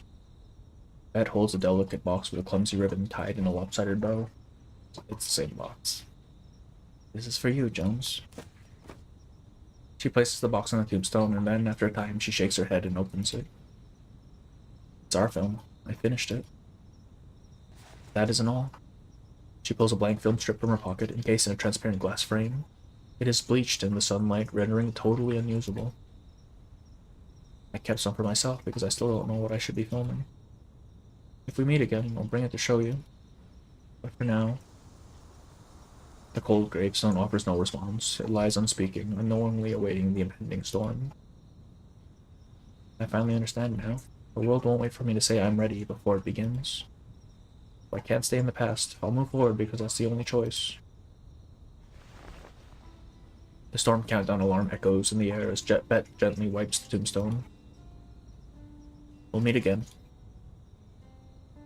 She holds her stare on at the engraved letters, the carved marks flowing like rippling water, tracing the life of Jones like a river.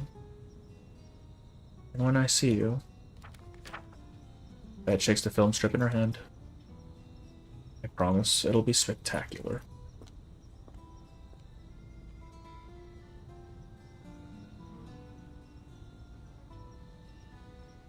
The last film of the 1930s.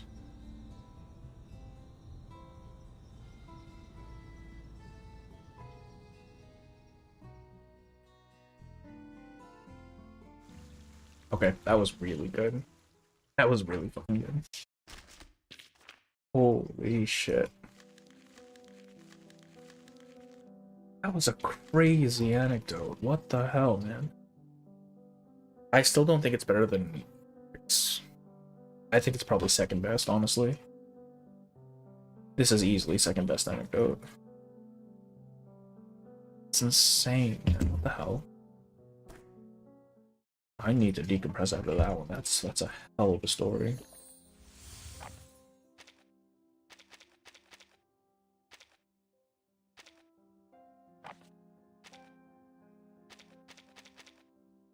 Do I build Bette? I feel like I should build Bette now.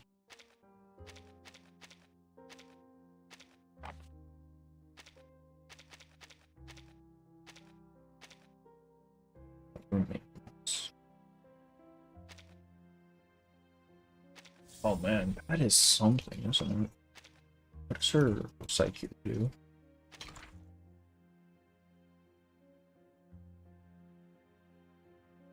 On an evening, a simple You go through this really fast. I mean, it's an hour and a half. That's about standard, right? For Mesmer and X. Oh, Mesmer's up there too. Mesmer used to be second best, but I think that has to take second place.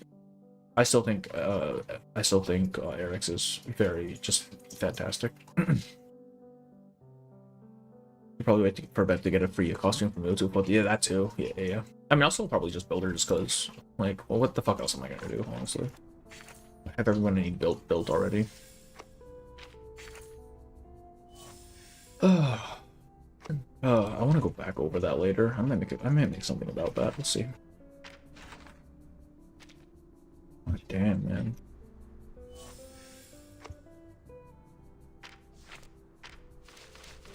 All right.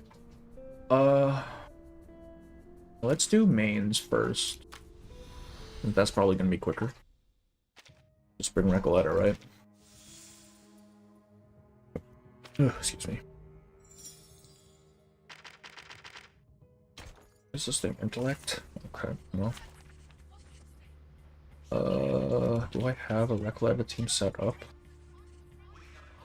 I don't.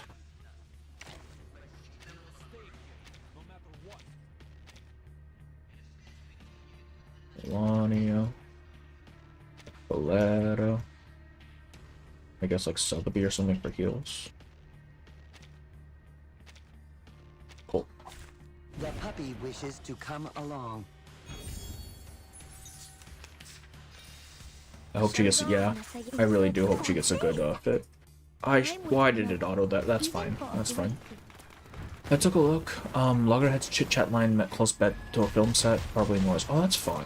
I like that a lot. Now, why are you targeting the big thing? I feel like Bulupaka is so evil when giving Bette a main story appearance. Imagine they do some cliffhanger where Brittany gets more to the wound and they portray those by Brittany again. Oh, that'd be awful. Are you kidding me? That'd be crazy. Especially since that means they started killing off people. How far are you in Reveries, by the way? I am on floor 260, I believe. I haven't been doing it after, really doing it after floor 200 just because, like, what's the point? Right? You get all the transfer rewards at 200 anyways.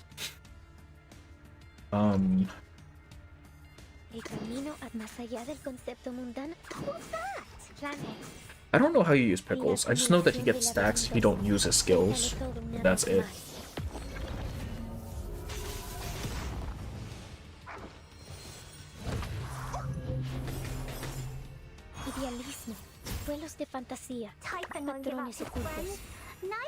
Neither will something.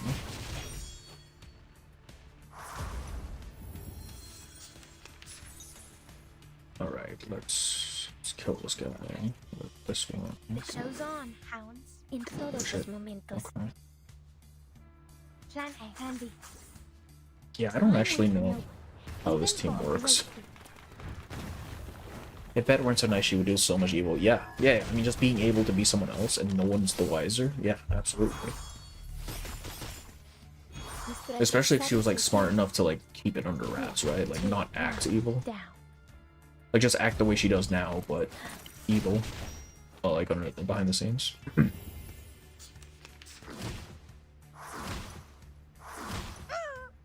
Pickles is super legion, winning by doing absolutely nothing. So it's literally do not use his skills, right? Because he gets the stacks when he doesn't do his skills, from what I understand. Do I ever use his skills then? Like, at all? Is there ever a situation where I do? Or do I literally just let him auto it, or follow?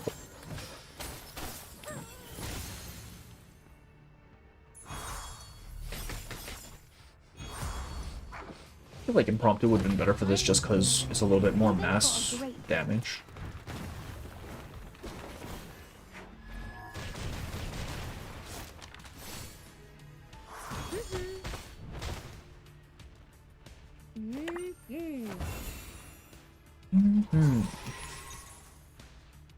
I feel like I'm doing this wrong because I'm supposed to be like really just cycling through their shit, right?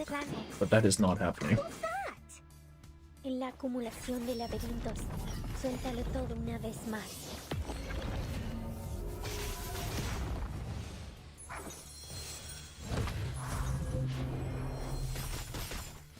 Nuestro aliado es la verdad. We can go for a red triple here and then call it. It seems to be mixed up. It should be fine, right? Besides the buffs, Pickles is just extremely moxie efficient. He gets one free moxie return and can build ult really fast and does the. Okay, so it's literally just let him sit there and do nothing until he can ult. That's kind of funny. The show's on, hounds. Handy. In todos los momentos. I guess we just do this. It's an ult, right? It gives every time you use an ult, what's her face stacks, right? I think.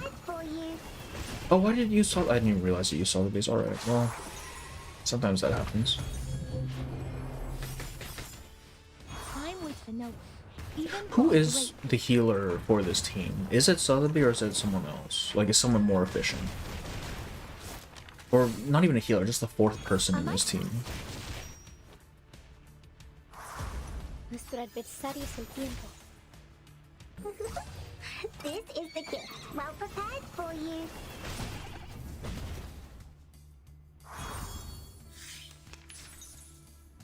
Yeah, he literally just gets ult for no reason. It's kind of funny.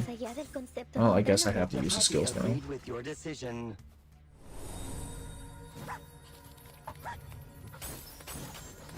Is there any benefit to actually using his skills?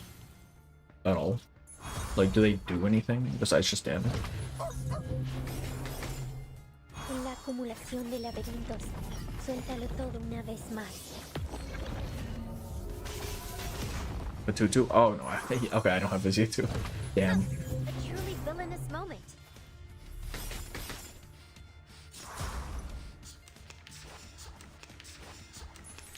Where did he get another ult from? What the hell?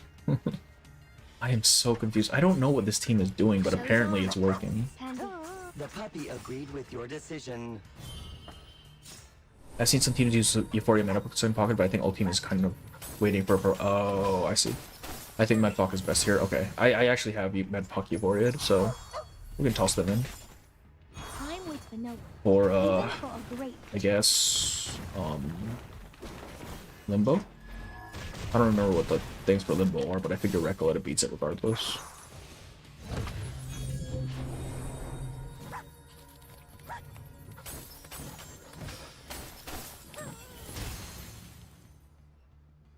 an unconventional choice.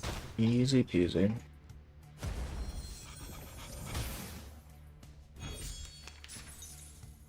How does he keep getting ult? What the fuck? The puppy.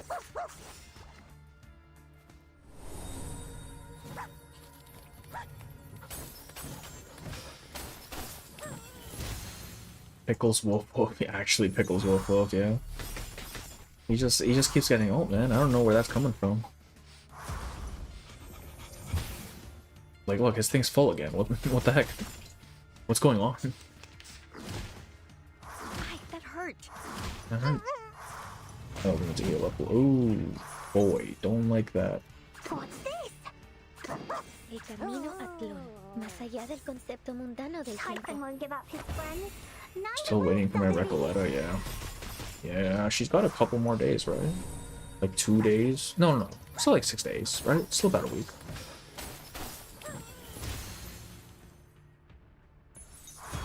En la acumulación de laberintos, suéltalo todo una vez más.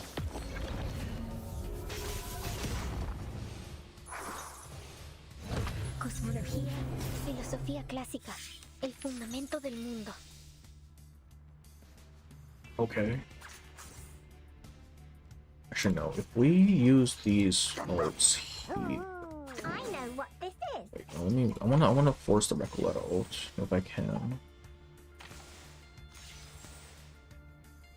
Alright, we force these. We force Recoletta, and this should use her thing. I think. Más allá del concepto mundano del tiempo. Does anyone else feel like the recent units were absolutely stacked? Main reason I skipped Buffalo too, but I don't know about. I don't know about you. 40 minutes, probably about Yeah. I mean, everything we've gotten within the last 2 patches, except for I guess Liang and Noir. So everything got in the last patch essentially. This patch seems pretty good. Patrón en la acumulación de laberintos. Suéltalo todo una vez más. I think Reckless spreads after Moxie when she ults, though Pickles also has specific though. Oh, okay. Do I have to do this? Oh, that's weird, man. I'm definitely not using this at like optimal thing, but apparently it just doesn't matter. Más allá del constante. Apparently you just press buttons and win. En la acumulación de laberintos. Suéltalo todo una vez más.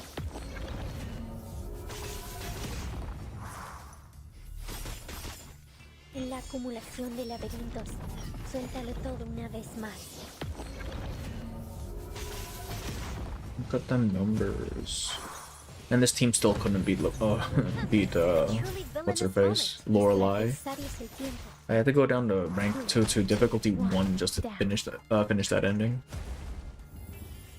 It was so annoying.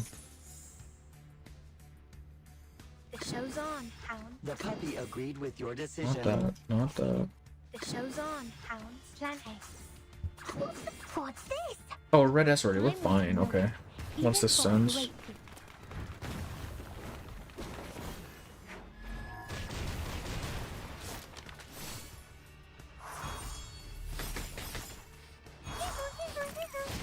Eat her, eat her, eat her. I tripled the ingredients this time. Right, that's enough. That's good. That's all we need. That's crazy. And somehow the fat fucking squirrel is better. I don't understand. What is going on? And yes, usually I use Recoletta's versatile incantation second to last to maximize her moxie buffs and ultimates. Wait, versatile incantation? Wait, what do you mean? Which one is that? Let's grab some stuff. Do I even need to buy the enlightments realistically? Like, has anyone actually ever run out of these things? It's always the spheres that you run out of. 1100. What can I buy with 1100? Nothing. I should be saving up for this. Okay, that's fine. Okay, let's do. What are we doing? Let's do Limbo. I have been putting this thing off for a month, man.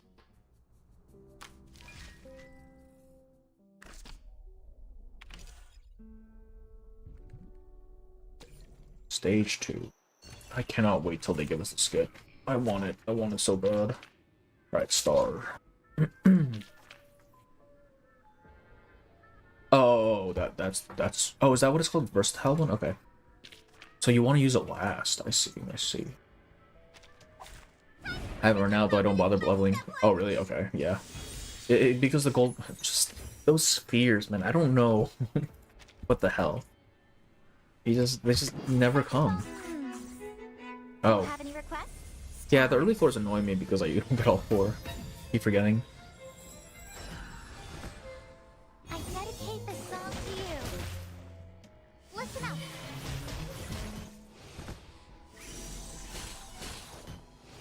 Easy peasy. Does it even matter? Not really, but... Saxophones and... Do you have any requests? My next performance, bubbles bursting. Bubbles bursting. Of wind and waves. Goodbye.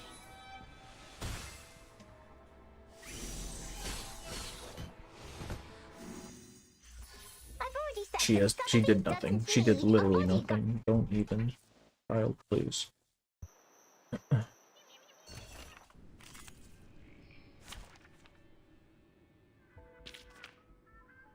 Sure. Ah, Bangalore.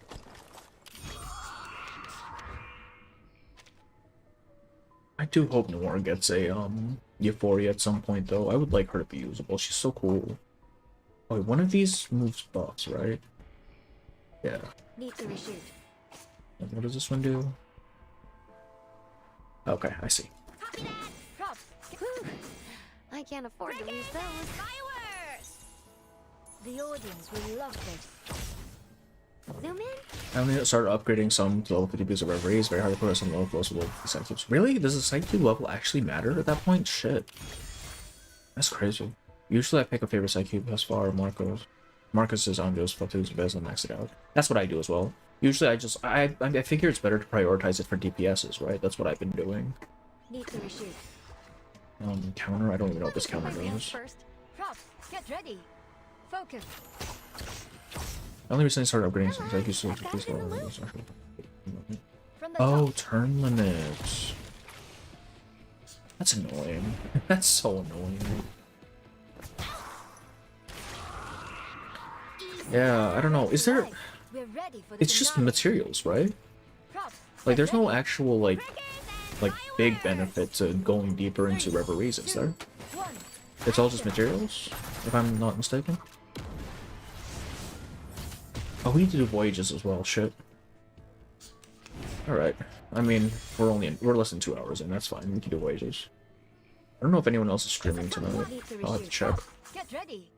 Thunders to me. Oh, Cut.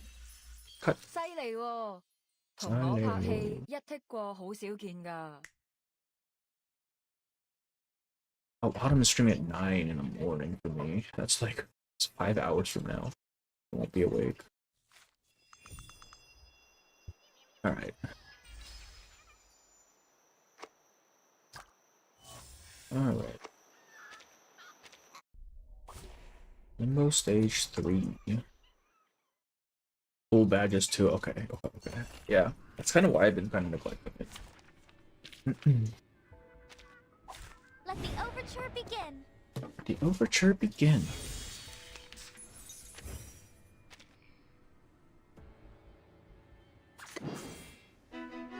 Saxophones and a bandura. Oh my god, give me my fourth person. Holy shit. I dedicate this song to you. Please enjoy. And Annalise Euphoria is really nice. The past Petrified chance helped me play around Moribund. Forgot about that. I forget she just gets, like, random shit with her Euphoria. That's really nice. That's also partially why I want Noir to get a Euphoria, so I have a reason to use Annalise some more.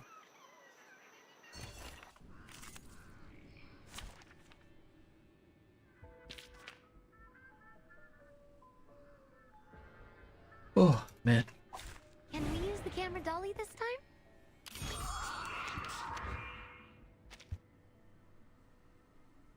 This one, this I'll take my one, reels first. this one. Whew. I can't afford to lose those. Mise en scène. Oh wait, no, I should be using her, I should be using Noir's thing for the extra Moxie. I think that's how that works. Props, get Nope, ready. not that one. This one. Need to reshoot. This Props, one. get ready. I guess we'll do this I'll again. take my reels first. Focus. The audience will love this. I don't remember having a reason to worry. I really need to read these people's kits. I don't know what they do. Hands off the projector. Alright, oh, I thought she had ult. She has ult. Where's my ult? Dog, where's my ult? Alright, this one, this one, we get that back there. Yes, this is perfect. I'm trying to understand why you want to move all the stuff onto one unit, unless you're bossing. But, like, she's an AoE unit, right? Why would you use her for bossing anyways? I don't get it. One, boss. Break a leg. We're ready for the Wait, I don't need to finale. buff. Buff is Need still to up. reshoot. Thunder Talisman, Science Too many cards, that's so annoying. Three, That's so two, fucking annoying. action. Man. Also, I hate that they capped the number of cards you can have for a series of dusks, because it just it just makes medication feel like such ass now. Because you just wind up losing half of them anyways. It's so dumb. Why would you do this? What a memorable moment, Timekeeper. Thank you, Loggerhead. Very cool. Like what, realistically, what's the point of using medication? You're not gonna be able to synth any more than one turn at this point. It's like, alright, well... Unless you have a way to make your hands smaller, like delete cards, like, what? Come on. Getting full Moxie with no ult is the most annoying thing about playing Preserved anyway. Oh no. I leveled mine, I still don't know how to use her. Let the overture begin.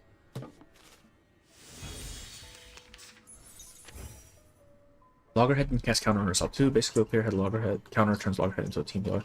Is that what that does? Okay, I wasn't sure if it was like a defense buff or what. And when you use... Well, wait. Alright, let's not get too excited here. I'm pretty sure that knee buff was meant specifically for Windsong. Like, they saw she was doing stupid shit and decided, okay, fuck you, Windsong. but I really don't like how it hamstringed the medication stuff, because it just feels so bad to play now. I feel like Windsong is still fine, right? Like it was that one edge case of just getting a ton of incantations with her. But like, I don't know if it really required the nerf, honestly. Medication is really a safety net in most situations. Also, they're versatile with other. Yeah. But I just miss when you could just run solely medications and just overwhelm the enemy with like Syntony and just a bunch of fucked up status effects. Like, that was fun, but now it's like, okay, I can maybe have 2 or 3 medications in an array before they just start to delete themselves, and that's annoying. Oh, this is not a good team for this. Okay. Cool. This one. And then we just put it on. So. Let me check my reels first. Penguin wants to ult every 2 turns. She can always wants to use 2 incantation per turn, so she gets her OP. Follow up. Oh. Well, okay, so what is it about her P1? Because I heard P1 is your breakpoint. That's where you want to get her. What is it about her P1 that makes it that makes her better? Or rather, significantly better. I can't How did she get her ult so quickly? What the heck? Okay, this is collection of debuffs, so I can actually stack these, right? Yeah. Let me check my reels first. My reels first. What are you at? Okay, it's not even worth using. Break the leg. We're ready for the finale. So that's what happened. I think it was lucky quite strong, but she's such a diva of a DPS at P0 at P1 rotation feels. I see. So she just requires a whole lot, and P1 kind of loosens up the restrictions. 2, 1. Or the requirements, rather. I should really figure out how to play her. Because I've seen people play her, and I have no idea what's going on. Like, what is all that extra shit? Take it easy. Okay, so how does Loggerhead heal with her counter?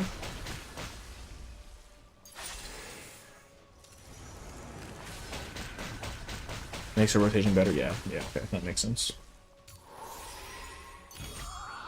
Is that... No, that was Kakani's heal. How... This is the stacking one? Yes. Need to reshoot. Props, get ready. A simple Sure. arcane click. Oh, okay. Oh please, I know how to use it. The audience will Did you, love did you know I didn't know Kakania's ult stored damage? Like, I had no idea. I always used it last, which is definitely wrong.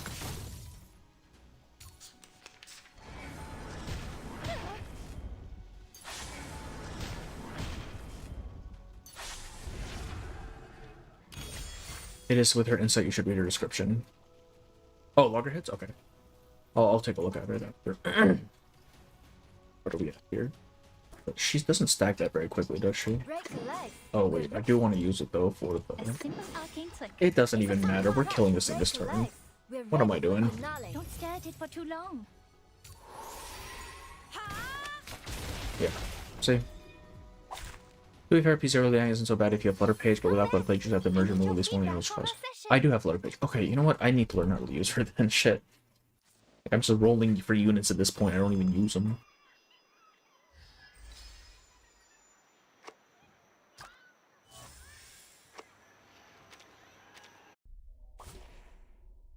Yeah, 5. That was quick. What the heck?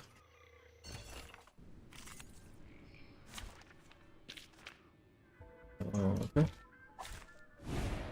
Connie has to assume that your last AoE heal was from Loggerhead. Also, you want to spread her counter around the entire team. Oh, okay. I see. Can you tell that I don't really do the gameplay of this very much? All my stats went to reading. Stars.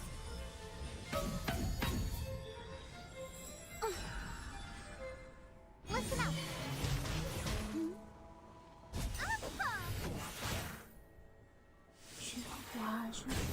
I just realized that's Diggers. I don't know why he's here.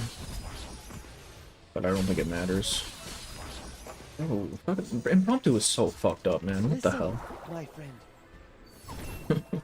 What is this mechanic? Holy shit. Saxophone. What's this? I love it when the biggest impromptu thing goes to a non-impromptu unit. That's fantastic. Thank you for that.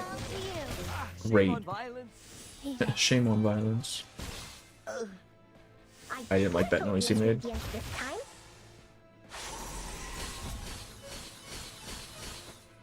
Hey, Goldfish, how are you? Welcome, welcome, welcome. I've already said All that stats went to reading. Exactly. No, no, no.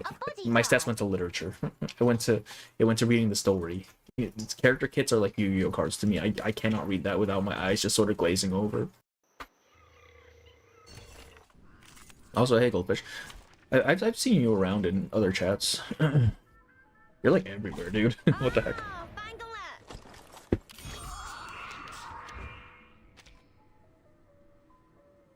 Alright, debuff.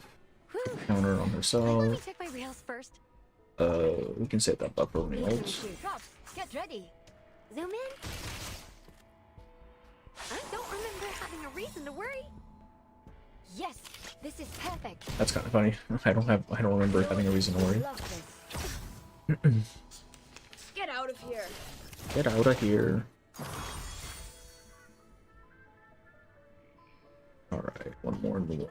Let's, well, I am a goldfish, yeah. Here? Yeah. I can't afford to lose those. And then, yes, Let me check my rails first. that's, and then we can have buff ready for the next turn. Found it. For my ults. Dwelling in the depths. So that's what happened. Yeah, goldfish. Zing. You know goldfish are like super invasive. Like they will destroy pretty much any ecosystem you throw them in. Kind of crazy. I'm losing my patience. Freaking dumbass. On one hand, I'm glad that they're trying to stay relatively isolated from main story, still I feel like not mentioning the Night Piercer at all in Chapter 9 was a missed opportunity. Why would they mention the Night Piercer in Chapter 9 though? Like it doesn't really connect, does it?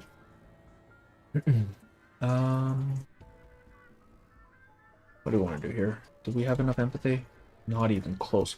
Bro, why is she not gaining empathy? Props, get ready. This one, I guess, sure. 3, 2, 1, action. Piercer. 3, 2, 1, action.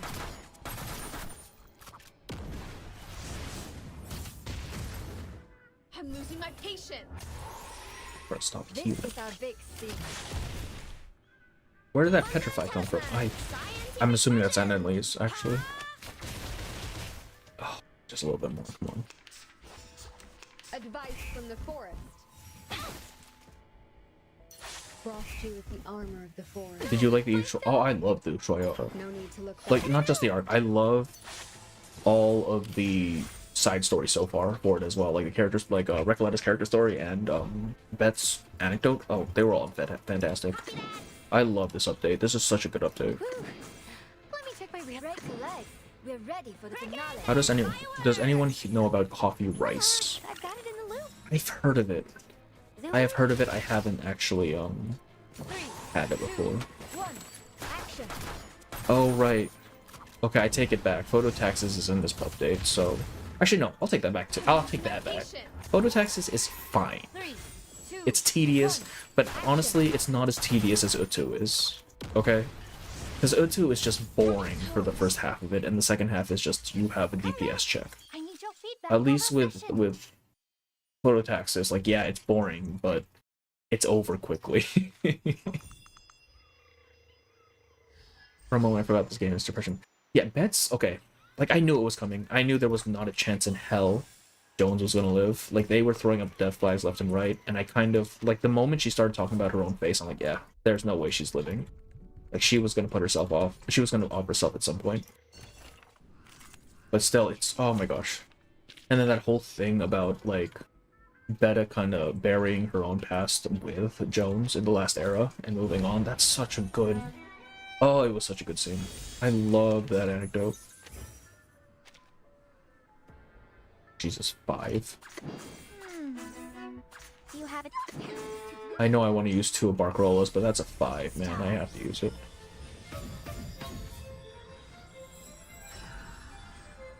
I'm excited to get more Voyager backstory. Waves and waves. Because right now my assumption of Voyager is my assumption for Voyager's lore is that she is actually the Voyager probe.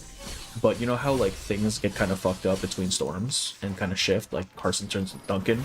Voyager is just the Voyager probe after the storm. That's my assumption. What an awful racket you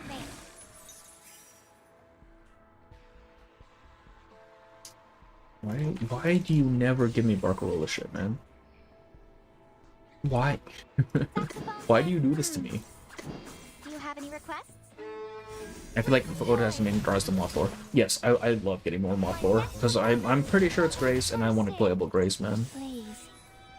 And the free garments. Who's the free garment for this patch? I don't even remember. Utu makes it making you repeat 5 spells. Okay, yes, I know, I understand, I know, Evil.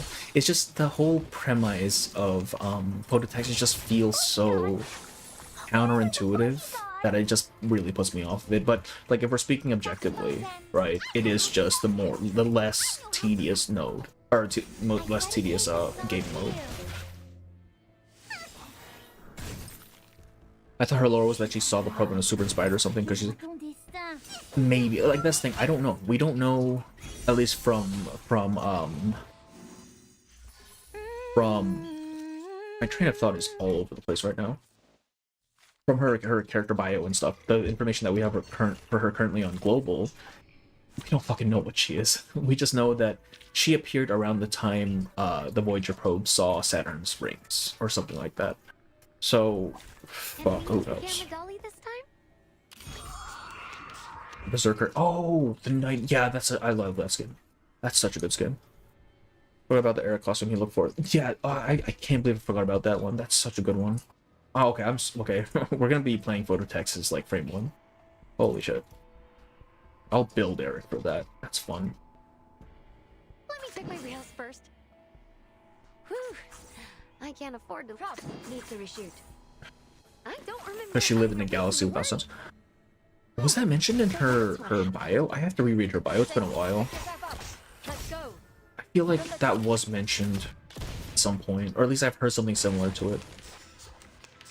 Which makes sense, because if she's in space, there's no sound in space, right? There's nothing to carry the sound.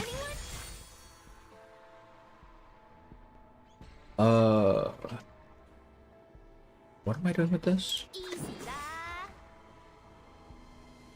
Let me check my reels first. Copy that. Easy Yes. da. Thunder Talisman. Scientific Oh, it's in her version. character story. Okay, I see.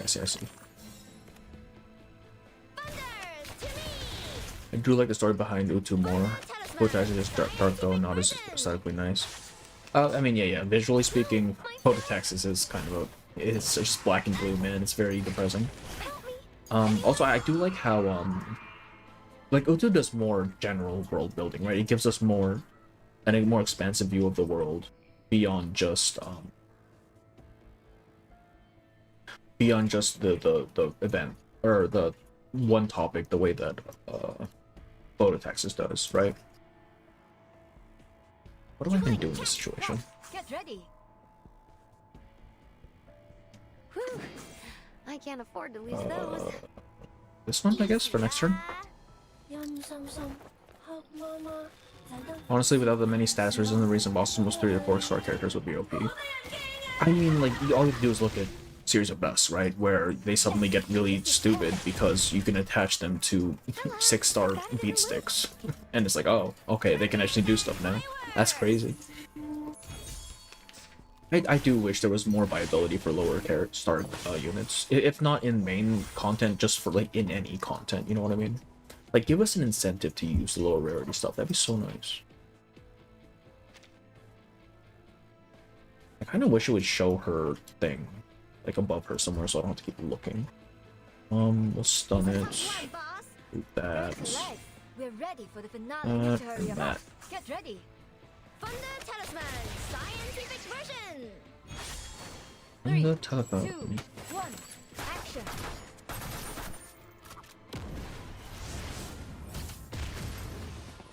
Three, two, 1. action.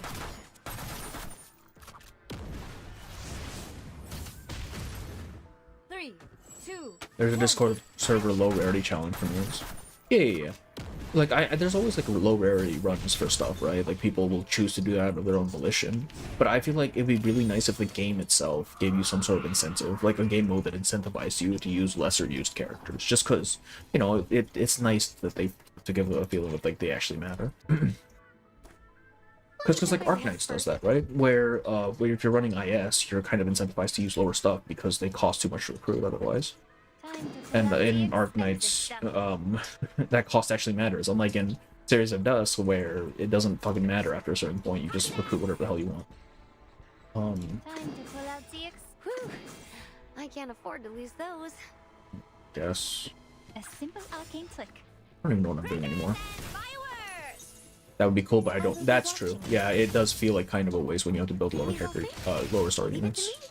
I mean, I have my Mesmer maxed out, so I can't really speak to that, but like I get you very much. A new minigame where the rewards higher achievements the lower. Yeah. Or even just something that's like you know how in Wuthering Waves you get points for using certain characters, like extra bonus points for using certain characters in that one game mode? Like something like that. Like, yes, you can do it with higher rarity units, it'll just take you more runs. Or you can do it with lower rarity units and be done with it in one go, sort of thing. Ready to roll? Check. Check. I will use her ult. Easy. Now presenting ready to check. Check. I have half my low rarity maxed out just because, yeah. Plus, I mean, it's also nice that they don't require that much investment. Like, realistically, 4-star doesn't even go die 3 anyways. This camera that will record the world. Unironically, Power Attacks is a good mode with low rarity characters. I'm constantly using Bunny Bunny Eagle. Really? Oh, because they have the second insight thing. Their insight 2 thing where it's like when this unit enters or whatever. That's a good point, actually. Wait, that's kind of cool. But they have to be at I die 2, right, for that? I might start doing that, because I never use the second string anyways. Props, get ready. Thunder Talisman, scientific version. What a memorable moment, Timekeeper. Don't forget to bring me. They go to next Resonance, time. yeah. And yeah, Resonance is still kind of a pain in the ass. Like, I feel like you could incentivize people much more if you just made it less burdensome to level them. Like, again, Arknights. To level the low rarity units requires, like, very little resources. It's really nice. So I'm incentivized to build them there. This is not for 18 days. We can skip this for now. We'll do that one when Aleph comes out, I think. Or, there's not an anecdote for the second half of this, is there? It's just the one. Alright, let's do, what do you call it?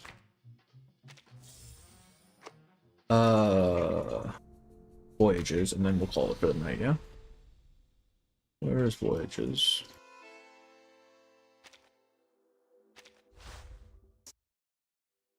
I guess lower units benefit from ult spam and ability to run most effective. Yeah.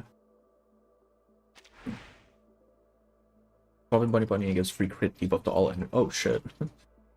Also free heal plus cure for all of it. Wait, that's so good. What the hell? Home is up. Alright, let's start. This is none beast star. So I feel like this one is the one we want to do on hard, right? Because impromptu. The actual, do you mean the Lucidscape? I have not done that yet. That one is still 18 days on it, so I'm not too worried about it right now. Yeah, Lucidscape. Yeah, Lucidscape. Okay. Can we brute force this? That is the question. At least let me start with the Barcarolas if you're not going to give them to me later. Come on. Don't disrespect them like that. There we go. Okay, we're going to see if we can just brute force this.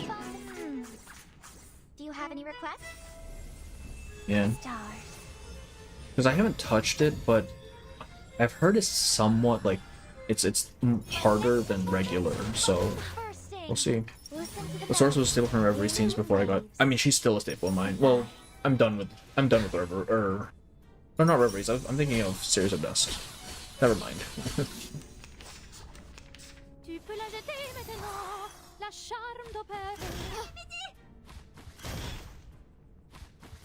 Please don't.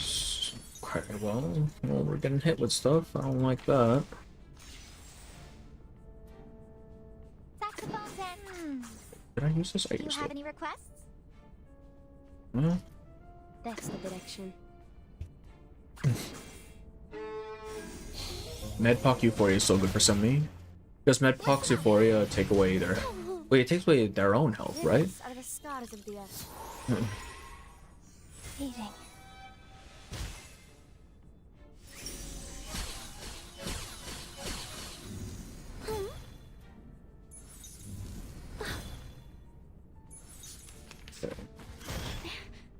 It does take some time for Impromptu to build up, so I guess that is kind of the trade-off. Still kind of dumb, though. Let's heal a little bit here. Actually, no, I need... There we go. Saxophones and... Do you have any... That's the direction. It takes away everybody health if above 50. What? Huh? They're a healer. What do you mean it takes away their health? What the fuck? I'll take what I dislike was escape turn requirements in the last two stages are way too tight. A mode bounce for boring will heal. Oh wait, what are the turn requirements? Are they not the usual like 15, or is just 15 just not enough? Brother Matilda, you need to stop dying. Okay, stop. Cease. Oh my god, that's annoying. It's fine. I think we're still okay.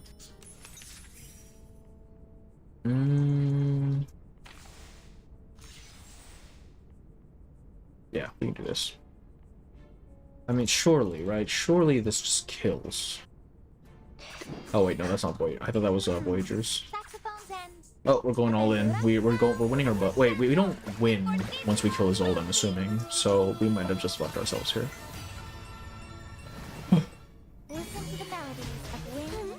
So I regret not pulling for a team. My biggest regret.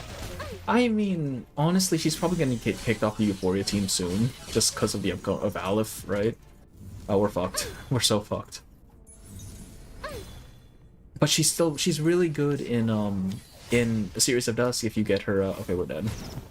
If you get her Acoustica, like her and what's her face, Sonetto in A Series of Dusk is kind of broken. Takes all health and gives shields. Oh, I see. Oh, that'd be great for Jay then, isn't it?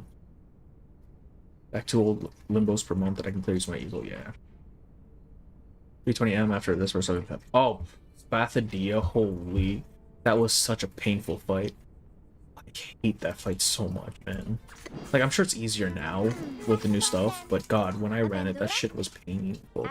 Okay, I need to kill the birds first, right? Because these guys fucked me.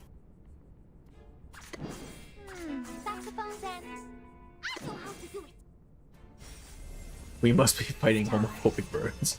I know what you are. You only get 15 turns to clear those kids, but highest rank is like clear in 8 turns. Oh, that sort of thing? That's annoying. That's annoying as shit. Alright, we're killing these fuck-ass birds. It's that bird that I hate. She will always be my number one. Did you get her skin, Autumn? Her Morphonk one? Because I know it was one of the options for Anniversary, right? For the free one.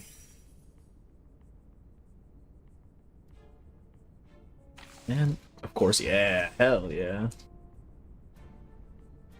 Honestly, I wanted to get it as well, but I wound up getting Shemaine's, which I really hope he gets another Euphoria. I want him to be usable.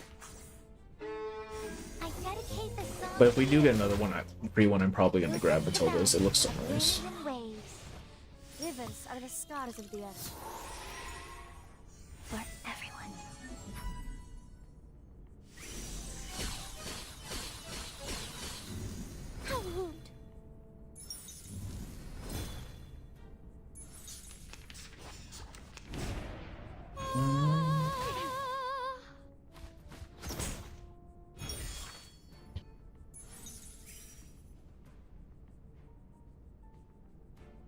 And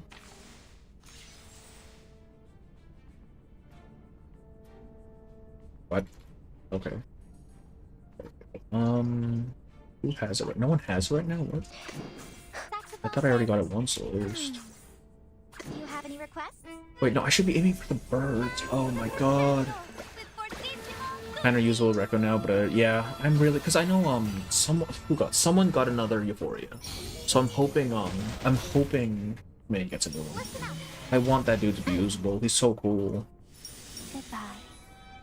Supposed to be getting a free character selection 1.7. Oh, I'm getting a I'm getting Windsong. I've gone too goddamn long without having a Windsong. It pisses me off. Oh, wait, no, shit.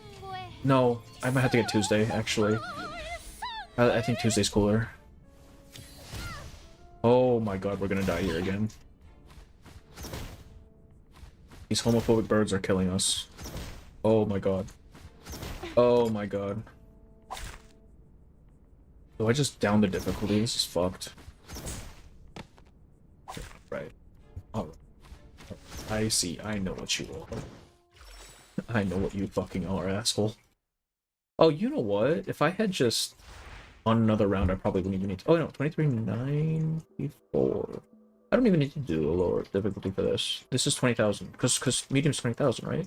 Or easy 20 or normal 20,000. I think. Is that how that works? Yeah. So I don't even need to do it. This is probably the one we'll do hard on then. Medpock plus Babel is already an awesome combo. Help me against enemy necrologist.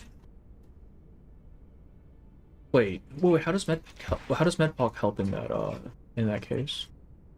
All right, we'll do the J team for this one, I think.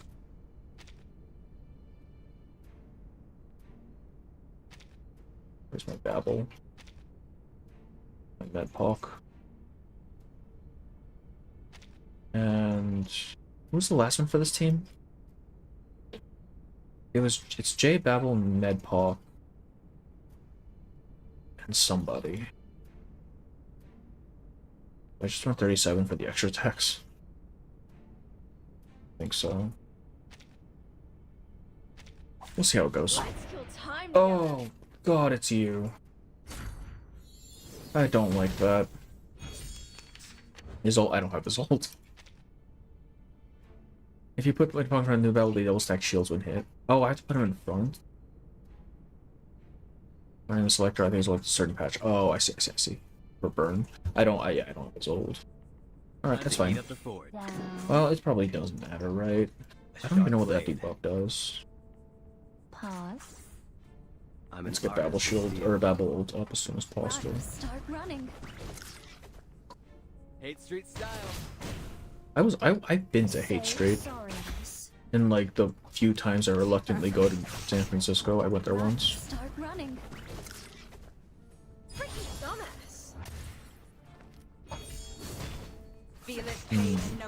This might have been a mistake. Wait, this is only the medium. No, this is the hard difficulty. Never mind. I'm dumb. Brother, please. Run. Start running.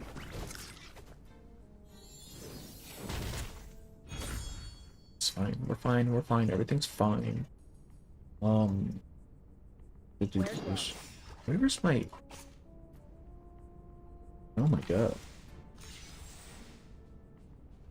I'm struggling today. That's crazy. Okay. Buff. I guess we debuff as well. Sharp blade. Sterilize.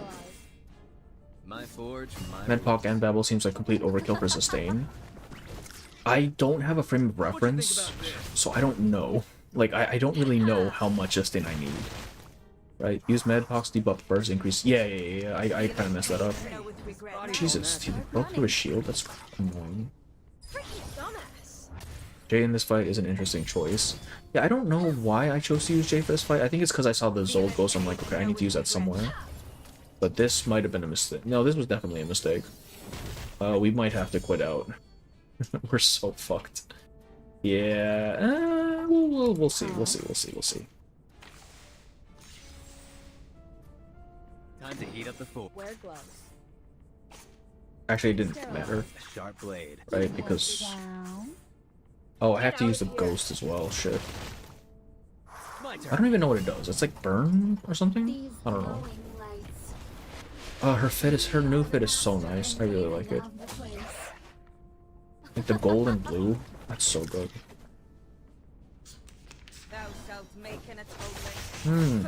We're just gonna die then, alright. Okay, wait, no, this is not gonna work. Because if she has the same mechanics, then we're just never gonna do enough damage. Yeah, we're not doing this. We're not doing this. Alright, DK. What did I use to clear DK the first time? Was it the extra attack team?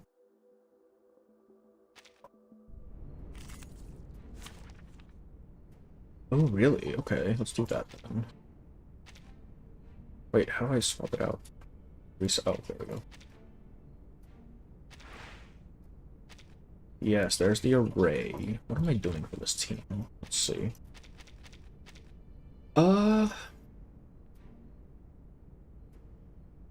Surely, I don't...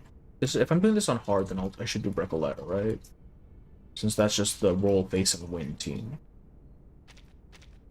I am doing this on hard, right? I think. And Medpoc for this team is supposedly crap, so we'll try that.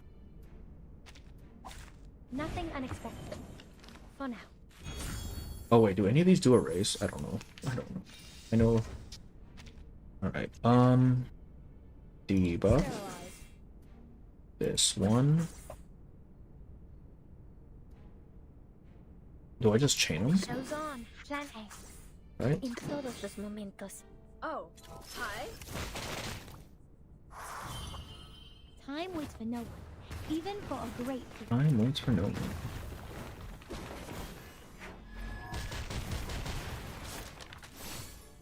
Time waits for no one, even for a great people. Her empowered thing stacks, right? I don't have to like space out her auto attacks in between, do I? Huh. A truly villainous moment. Feel it pain and know with regret. Oh, Jesus Christ. Feel it Oh, pain and know I with see. regret. Freaking dumbass. I'm assuming there's a limit to that, though, Pay right? for thy sins with thy blood. Yeah, okay. We'll just spam Recoleta then. Wear gloves. This Mi camino one. atlón. And I do that one. In todos los Heal. Paralyzed.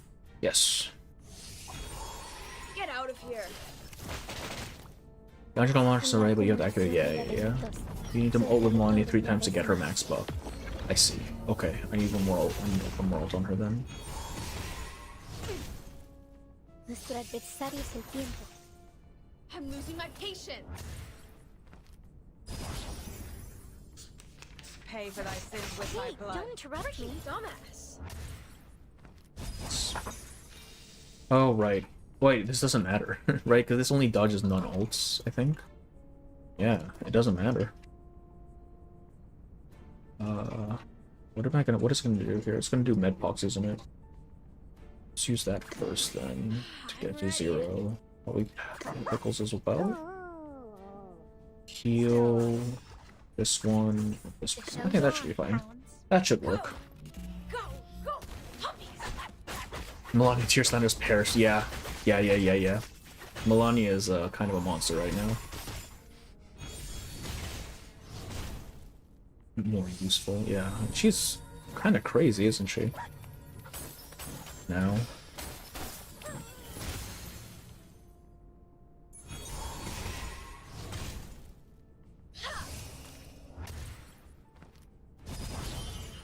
En la acumulación de laberintos.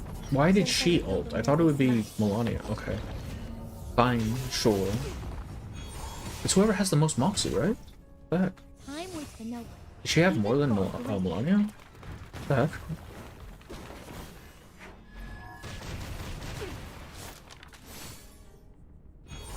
Yes, she did. Oh yeah, so she's dead. Ah, I did not expect that to happen. I don't generally expect the things to do that much damage. I won't lie to you.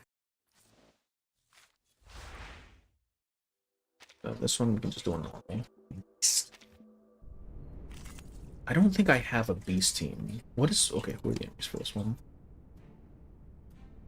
Can I use Jay for this one then? So I'm pretty sure he, aside from Anjo, he's my only beast DPS. I guess I could just use Anjo.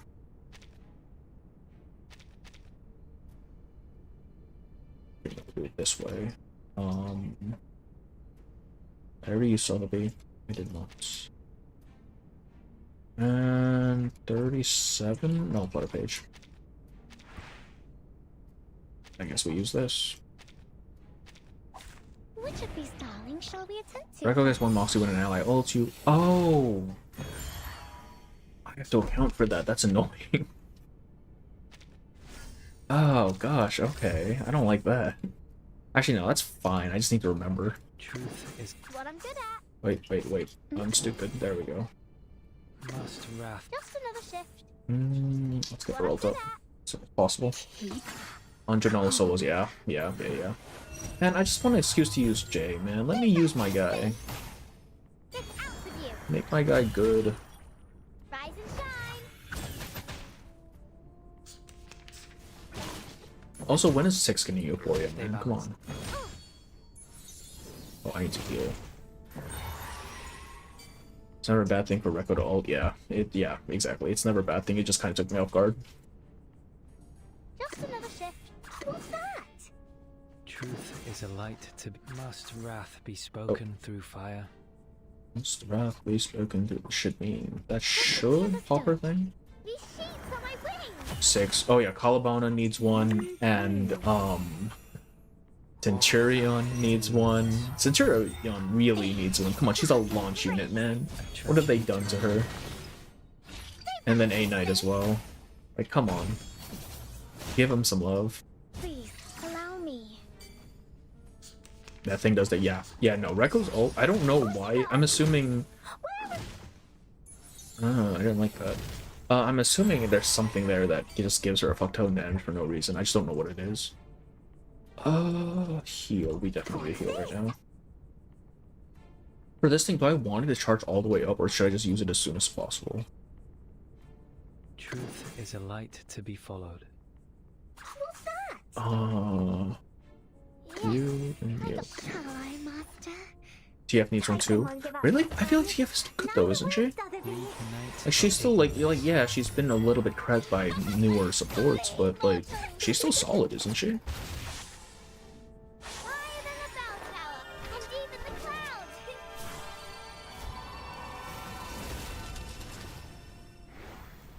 Waiting for a DF and Charlie to get her tester.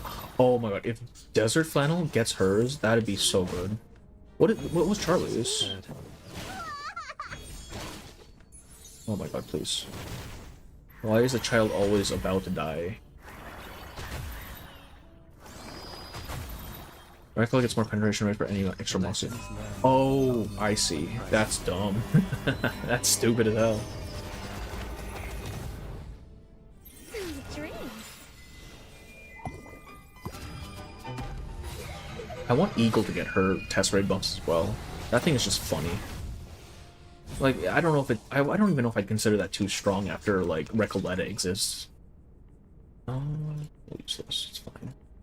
Oh, no, you actually... I thought you could use this at, like, a certain point below. Guess not. Must wrath be spoken through fire. This one... Truth is a light to be Reset it, and then... Shall I, master? Hopefully they rerun Six's Garment. Yeah, I think they will. Because they did rerun, Gatian's. Like, I assumed they would be... Okay, she just died. I assumed that since they were a collab, we wouldn't get them back, but like they came back right away, so they'll probably rerun his like anniversary or something at least. Okay, that is that. I kind of want to try. You know what? I kind of want to try one thing of Lucid Escape at least, see how that goes. Because I don't know what it. Did I do this already? I did this already. Everything here done? Yep. Okay, let's do one thing with Lucid Escape. I'm curious.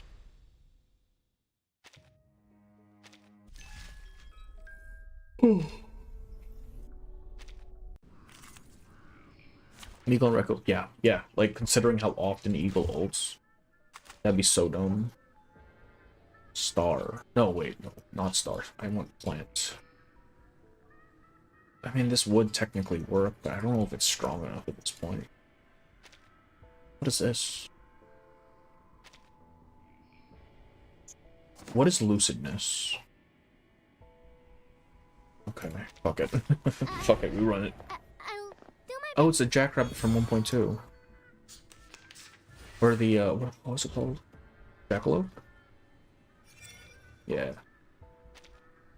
And the lindworms. What am I doing right now? This. Buff her. Is a light to be followed. This. This one. Listen. Charlie's buffed her life loss, Genesis damage. I don't expect able to ever get her buffed up. Too strong for low. Yeah. Like they would have to like retune that thing so much. Or at the very least make it not count as an ult, right? So you can't just go crazy with Recoleta. You start with the same gimmick. No. I feel like if they did that with a 6-star, people would actually just get upset. Like, that just feels like something to be like, yeah, this is too much. Like, at least if it gets tacked onto a lower star, people will be like, okay, fine, no one uses this character anyways. Must wrath be spoken through fire? What's this? Heal these. Give him one of these. The ingredients store owner said it was very effective. Time to turn the page, mate. Wait, how many Look. rounds do I need to do this in?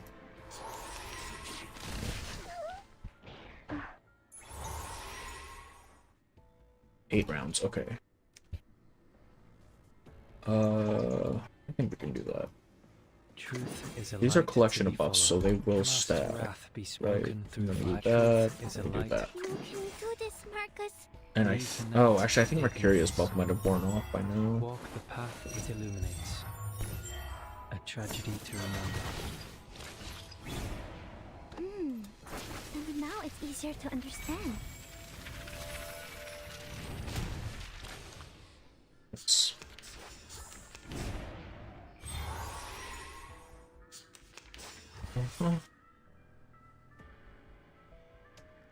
That's that. Are we really doing this? I am the waves in the ocean and the stars in the sky.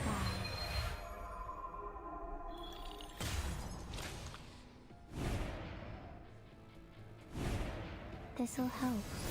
Oh, I see. So they'll just keep spawning, and you just have to reach the kill count or something. The noise, the sound effect for that ult is unnerving. There we go. Now, to preserve this. Okay, I can see why this would be an annoying mode. Like, that 8-turn limit is fucking atrocious. What are we, star? Oh, okay, we know what we're doing for star. Tashi was star. Just, stand with the others. Like this, then? This is Eureka. Oh, wait, you can't use... Oh, okay. Well... Well...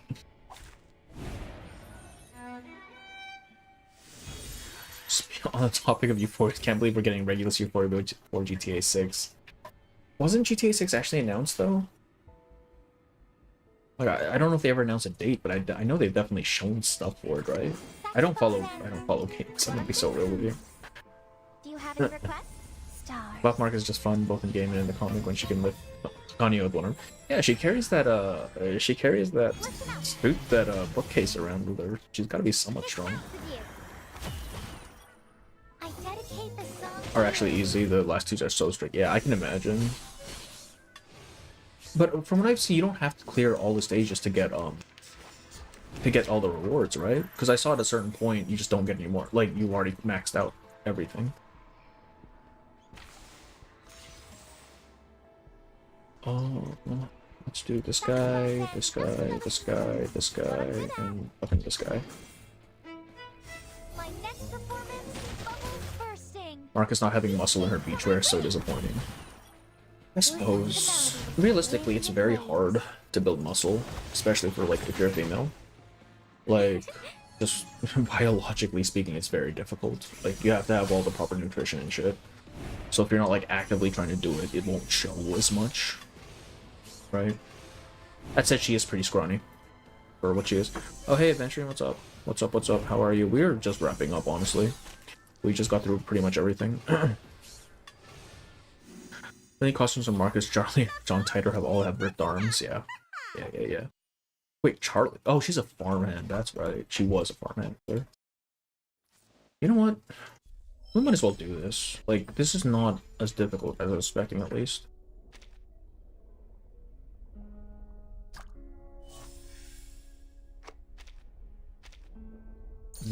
It's 4 stages only. That's not too bad.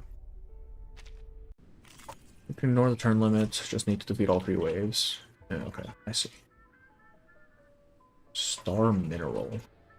Okay, what does that mean? What do you mean star mineral? Are you stupid? Yeah, we're just gonna... Oh, and we get more, I see.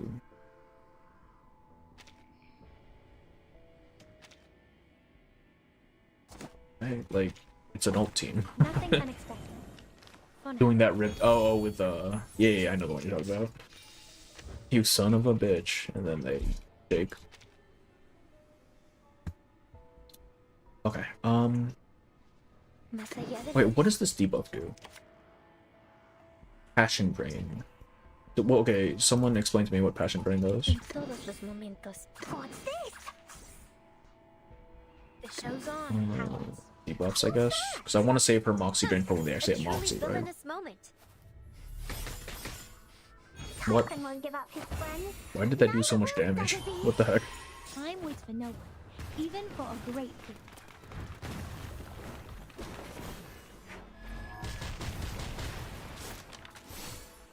Time waits for no one, even for a great feat.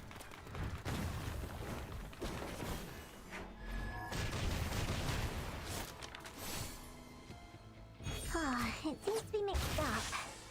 It should be fine, right? What you got? If you target with it, you get extra Moxie. Oh. Well, okay. It's all just Moxie with these people. Dear lord. Oh wait, no, we want to ult first. What are you doing? Steal another Moxie. Right. En la acumulación de laberintos, suéltalo todo una vez más. Okay, so wait, with the Passion Drain, is that a duration thing, or is it goes away once you use it, once someone hits it? Or can you just keep farming the same unit for Moxie?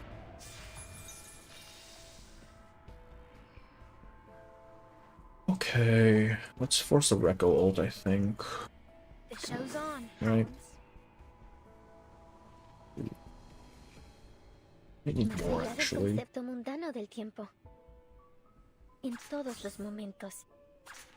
that should be Recollet ult, unless I'm like actually dumb. Tandy. Oh wait, they didn't even have Time Moxie. waits for no one, even for a great feat. I swear to God, if that's not Recollet ult, I'm gonna be so confused. Right, because she should be at 0 now. And then this should Passion Drain and Passion Drain again. And then the ult should just make her have like 1,000,000 Moxie. Depends on how many stacks of okay, I see. So it's hit it once and then you get the stack and then the Passion Drain goes away, is my assumption. I haven't had a eureka moment like this in What do you a while. mean? No, I got it in 8 rounds. That was 8 rounds. Huh? Wait. What the fuck do you mean? Is that not 8 rounds? There is no way. Well, tell me how many rounds that was? I'm so confused. What do you mean it wasn't? Are you dumb?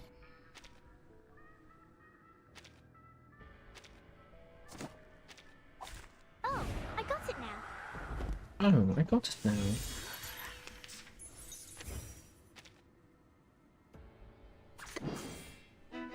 Okay, well, you're not even gonna give me my... Okay, well... Well, What I'm good at. sometimes that happens. Stars. 2 Aaron, that means you have to defeat enough mobs before defeating the boss. Oh, is that what that is? That's annoying. We'll see if I get all the rewards or not. Oh, that's really annoying. So that means you can't even just spam, like, AoE shit because you win too fast. Are you kidding me? Suffering, if that's the case, actually suffering from success. Yeah, why would you do that? That's awful. Just Wait, no. Give me... Is Matilda... No, it is not. I did it because I like Matilda, but it's not worth it, no. Like, objectively speaking, she's going to get replaced in that team soon. It's not worth it. Before Aleph and Kiparina come out, I would say it's fine. Yeah. Like, the team will function with just Voyager and Barcarola, but having Matilda there for, like, a little bit of extra inspiration is nice. This mode, yeah, this mode is weird, man. Like, what do you mean I can't win too fast? He's so real. Come on.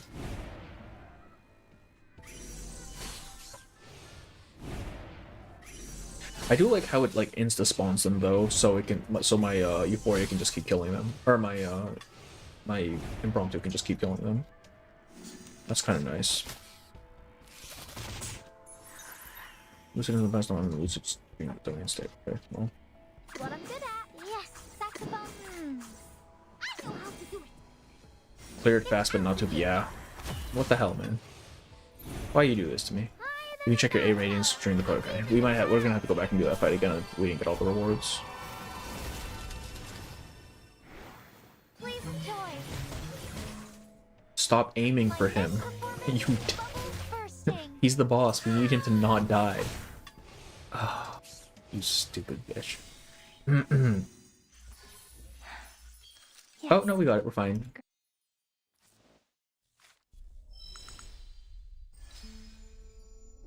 Am I gonna have to redo it? Yep. Yes, we are. I have to reset it? That's annoying. Man. Okay, wait. That will reset it all the way, right? Okay, well... So I'm adding it. Honestly, I was on the fence with Flutter Page. Like, I really liked her design and stuff, but... Why is it giving me that team? But, like, we were coming up on anniversary, so I was like, okay, maybe I should hold on to this. Where is my Recollector? There she is. Alright, so we need to, like, monkey around for a little bit and not kill the things too fast, I guess. Essentials for writing poetry. That's so annoying. And our opponent. Alright, 1, 2... Shows on, hounds. No, wait. We do that. Todos los momentos. And then we get Moxie for it. Más allá Yeah. del puente. Shows on, hounds. Candy. Okay. Idealismo. Duelos de fantasía. Imagine having to clear one of these stages with Recolette and Leilani because you don't have Euphoria Melania. Time waits for no one. You mentioned that Leilani is really good with Recoletta though, right? Like how? I mean, I'm assuming it's a huge gulf between the two, but surely just the fact that she fuels Recoletta is already enough, right? Time waits for no one. Even for a great people. Yeah. Like, I would love an excuse to build Leilani, especially since I really like her her little traveling outfit that we got. But I mean, I have Melania. Damn. I can't use Recoletta. If I use it, they're going to die. This is so ass, man. In todos los lados, Candy. Who decided this was a good idea? Cosmología, filosofía clásica, el fundamento del mundo. The only non-6-star Euphoria that's worth doing is the Corn. Yes. Cornbloom is just good in general. So, I mean, she's a little bit deprecated now after, what, 2.5 patches? After our, what am I saying, 25 patches or so? That's how that works, right? Like, still good. I can probably ult now, right? It's probably safe to ult now. You go there. Pick him. Candy. Oh, Recoletta, it's fine. Todos los momentos. Surely, right? Surely. Even for a great people. It still took, yeah, that's probably the main issue, just the turn limit.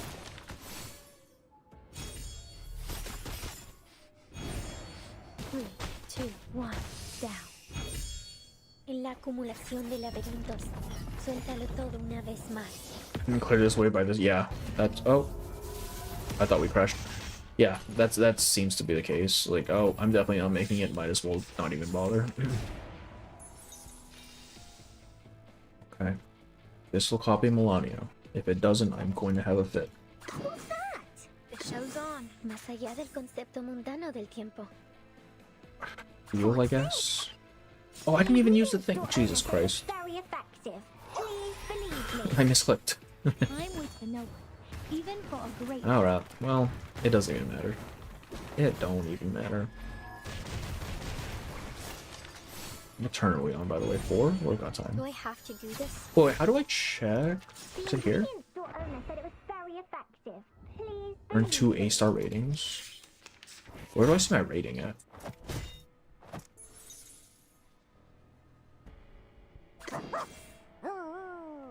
Okay, we'll just pickles it up. The puppy agreed with your decision.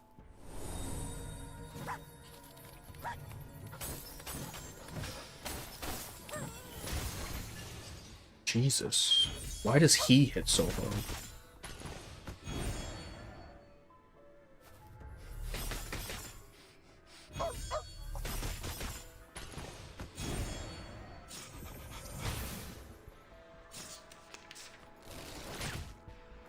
Recklon is excellent in other modes, though I use them to clear luminosity during same ability. Okay, yeah, I figured. I kind of want to build a Lonnie, I just don't have a use for her.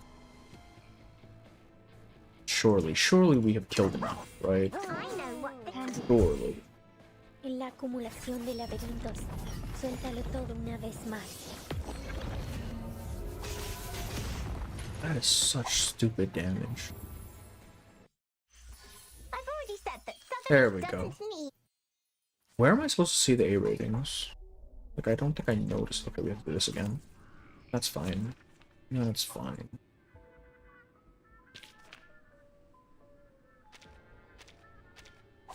Oh, I got it now.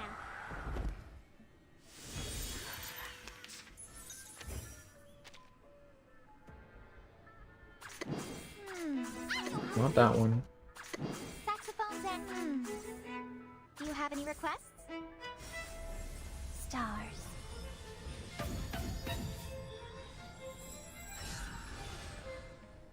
I know it's going to put the access she's gonna pop so hard like gold ball says Recoletta for that mode. Waves. What is her entry thing? Bursting. Oh god. Recoletta in Photo Taxes sounds so stupid. Holy shit. Because that's like 8 ults that you could just fuel her Moxie with, right? Well, yeah, unlimited ult where's the Recoletta? Did you use a level 1 Psy Cube on Pickles? I think I did, just because I haven't leveled a lot of, like, most of my other Psy Cubes. Recoletta, fall off your horse.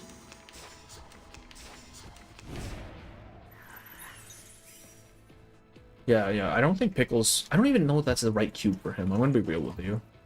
Like, I just threw whatever on him and was like, I'll level this later, and then I never had a reason to because that team just shits out damage for no reason. So, it's what it is, I guess. Do you have any requests? I suppose we want to get the Flutter page up. These sheets are my wings. I dedicate Why am I acting like this is difficult? It's not. I don't have to think that hard about it. Please enjoy. Marcus, like you can actually run your own Pickles. Okay. Okay. I don't even know what it does. Pickles is not there for damage, I figured, yeah. He's just there to do things. He's present. Ouch. His ult Cube is kind of okay on Pickles. That's definitely not leveled. That is almost certainly not leveled. Do you have any requests? Let me do that. I guess we just do that for more. Does Pickles even? No. The 1.1 units didn't get signatures, I don't think. My next performance. Wait, I might be wrong because Melania has the Tenant one, right, as her best in slot, or at least it was her best in slot. I don't know if it still is. So maybe they did. I don't know. He's there for moral support. Yeah, man, it's their emotional support dog. Fucker, this better have been enough. I swear to God. Okay, good. Like, what qualifies as an A rank? Someone tell me. I don't understand. Alright, stage 3. What do you mean? There we go.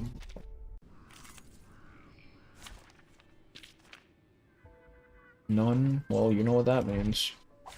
I have all the essentials. Oh, I write forgot to change the poetry. thing. God damn it. You, me, and our Doesn't opponent. matter. Does not matter. 3 stages? Okay. And then came with that one with Sweetheart in the image. Oh, Sweetheart. I'm thinking, yeah, Sweetheart. You're right. I was thinking the Tenant one, but that's probably not her. Wait, so does Pickles have one then? Because he should have come in the same event. Tandy, the show's on, hounds. We want to force another ult on her? Probably, right? Cosmología, Luxurious Leisure, yeah. filosofía clásica, el fundamento del mundo. My favorite A rank unit? Time waits for no one. Wait, what do you mean A Even rank for unit? a great Do you mean 5-star?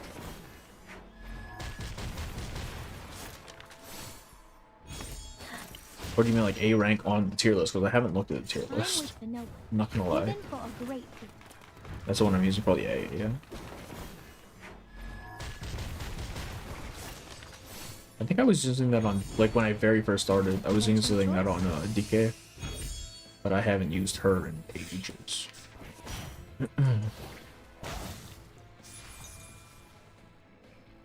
You know what? There's 3 rounds. I can probably just use ult and be okay. show's on. El camino a Tlon. En todos los The momentos. puppy agreed with your decision. Time waits for no one. 5-star, sorry. Okay, yeah.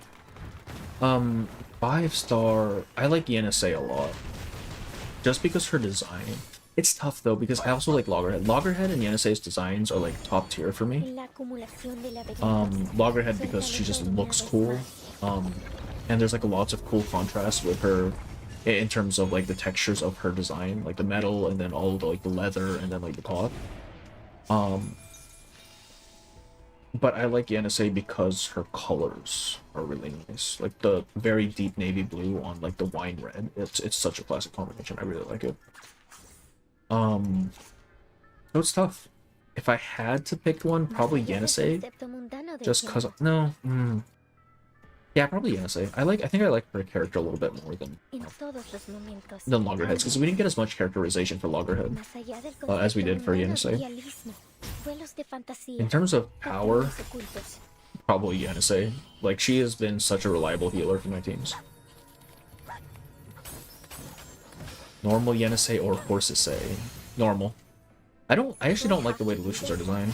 Just color-wise, like yellow on red is kind of... I don't like it. Like, it's not striking enough for me.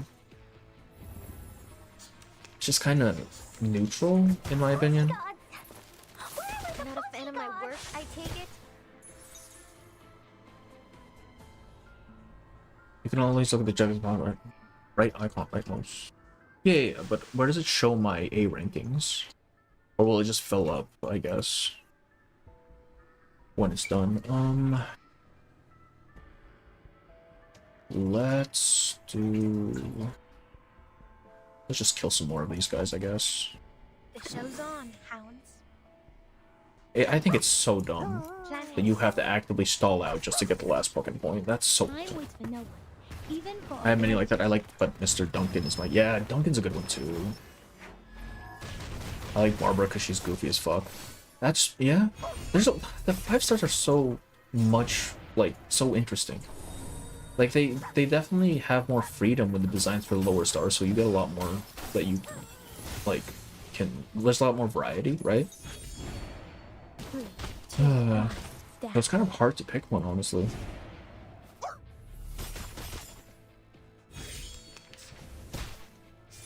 Clearing the above 2 objectives. Well, but I did that for the last time and it didn't give me this one, so I don't know what the deal was with that. Like, I definitely cleared it within 8 rounds, so I don't know why it didn't give it to me. Alright, we're just gonna kill this one. What's this? What's that? Duncan's kind of underrated. I played a bunch of every stages with him. I don't even know what he does. I know he has like some bullet stuff, but I don't think it's the core of his kit or anything. So I don't really know what he does. Kill 12 enemies, A rank, kill only 8. Oh, maybe I just didn't kill enough people. Well, okay, yeah, that's my... Yeah. Okay. I see. I see, I see. So as long as I complete the 2, then I can just end it whenever. Let's force the record ult. We should force record, yeah? Plan A, plan B. This is the gift, well prepared for you.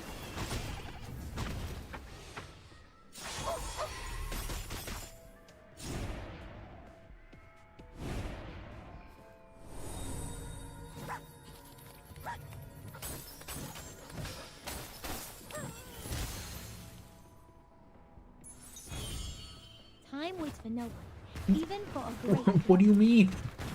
What the fuck do you mean, man? Huh? What? Why? Recolette is supposed to gain a Moxie whenever someone else ults, right? That should have put her above. I am so confused. The show's on. How must I get Andy? Plan A. Time waits for no one, even for a great good.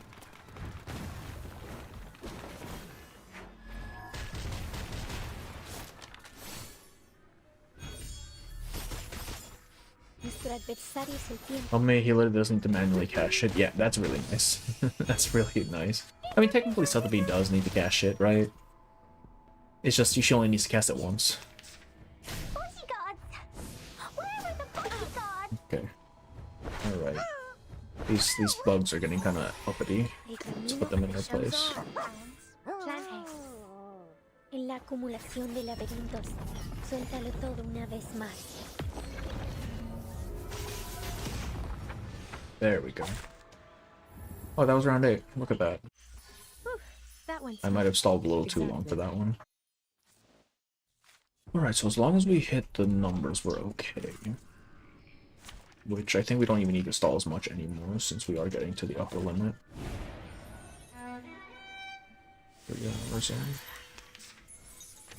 Okay. Let's just do that, do that, do that, do that, and then do... Okay. Aventura, it's out of you, as you wish. Third alternate. I mean, it shouldn't have taken that long. I just didn't know where my, like, how many I needed to kill, realistically. Like, I could have been there on turn 3. I just don't think I would have killed enough units. Bubbles bursting. Please enjoy.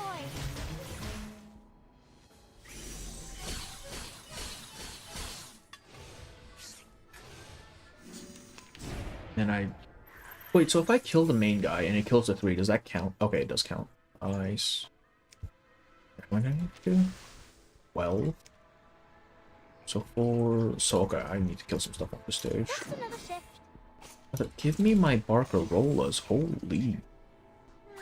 Saxophone, what I'm good. Just another shift. You tell me what to do. I dedicate this song to you. Yes. Yes, more. Listen to the melodies of wind and waves. Laundry time. Laundry time. Rise and shine. Yes, the jump. You need this.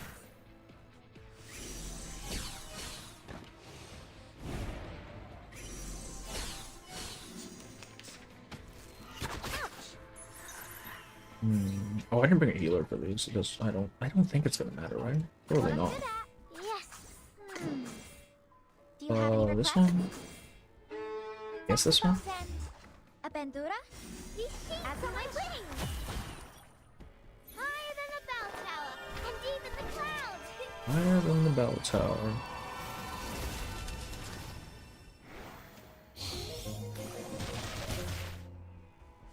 Easy. I don't know why I'm doing so much damage back.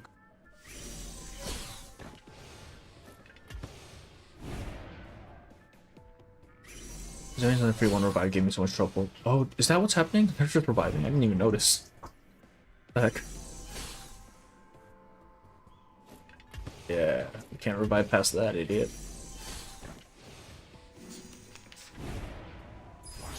Alright, surely that's enough, right? Ooh, yeah, we're good, we're good, we're good. Can we burst it down? I think we can. I think we can.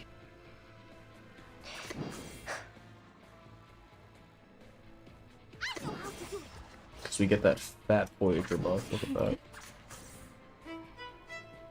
Yeah, we're going all in on it. We'll see. Now for the crescendo with fortissimo. Like, this should put us at like 15 or so, right? Something like that. 17, okay. For everyone. If you Goodbye. didn't have a fun to hear, you would have had to waste an extra turn for the shot that last. Yeah. Like, that's so annoying.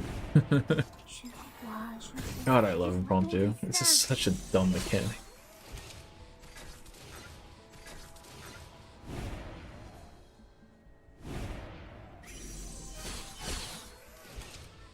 It is kind of annoying that it pauses every time something dies. Like, I know why. I knew that's necessary, but it's still annoying.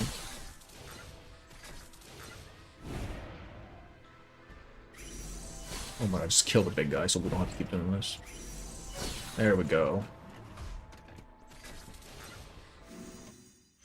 Boy, try my best that you're spitting some shit indeed, actually. Great. Yes, great. It's crazy that Voyager and Kakani are the same voice actors. Like, that's insane. Like, that range, man. Alright, last one. Last one. I mean, they haven't lost yet. All the essentials for writing poetry. Okay, this one I probably should just blitz as fast as possible, right? Like, don't even fuck around. In todos los momentos. This one, this Shows one, on, hounds. this one.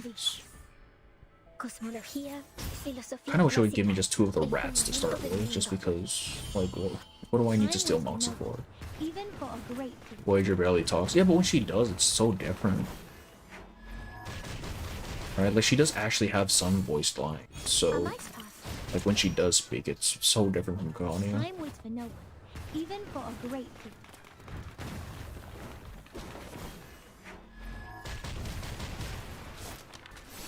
Put this dude in the dirt.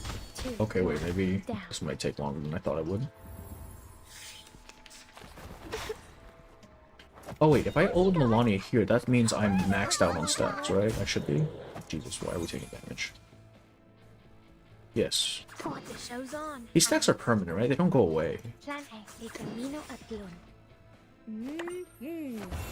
So realistically, I don't have to ult Melania anymore after this. Time waits for no one. Even for a great people. Not being with the mineral definitely annoyed me in this one. Yeah, okay, I can see why. So I'm guessing Recolette didn't just like one-shot him then. Damn. 3, 2, 1, down. Yeah, I can see why this would be annoying, because 2 turns... Like, if you're assuming 2 turns per round, then you don't have that much leeway if you're trying to hit the 8. Alright, let's see. Force Melania ult, yeah? Plan B. The show's on. Hounds. Actually, no, debuff Todos los first. momentos. The show's on. Hounds. Plan How A. about that? I guess we just try to get Recolette Es up. el concepto mundano de... A truly villainous moment. A truly villainous moment. Time waits for no one. Even for a great people.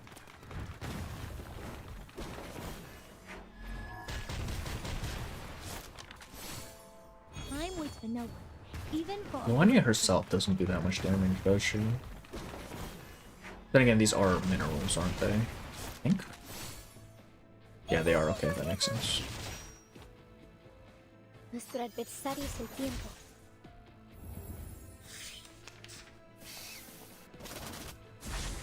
Not a fan of my work, I take it? Ay, that hurt. Okay, so we do this, we do this, we steal some Moxie, and then we hit him with a Recoletta. Atlón.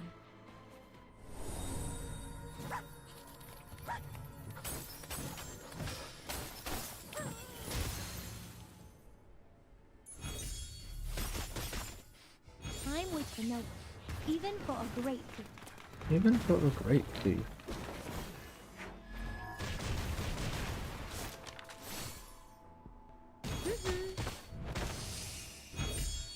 En la acumulación de Last la way the boss enemies have a lot of HP, might be good to try the minions with Melania's ult. Okay. I see, I see. Wait, why target the minions in that case? Brother, calm the fuck down, please. Okay, I need to stack Recoleta here. 3. En todos los más allá del concepto mundano del tiempo. Wait, this will give me 3 and here. En todos los Alright. momentos. That should get me where I need it to be. Filosofía clásica, el fundamento del mundo, idealismo, vuelos de fantasía. Finally meta, but in mineral buffing Reco instead of I mean, that's fair, right? Like, that's still fair, because, like, other, like, star units are always just shoved into someone else's team anyway, right? Not Vila, TF, and whoever the other healers are. My brain is fried right now. Just, Tooth Fairy and NSA and stuff like that. The boss loses HP when minions die and respawn. Oh! Yeah, okay, in that case, just kill these dudes. This one has a taunt anyways. Let's see here. What can I do?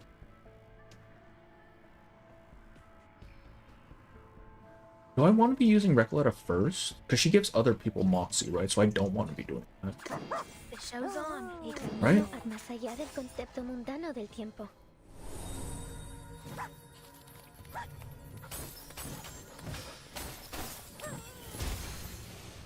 Oh, I was not expecting to die. Just like that. What the heck? I'm with the noble, even for a great deed.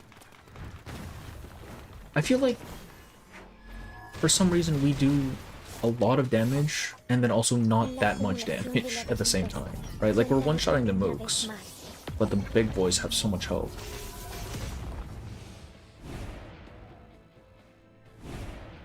Do I have to do this?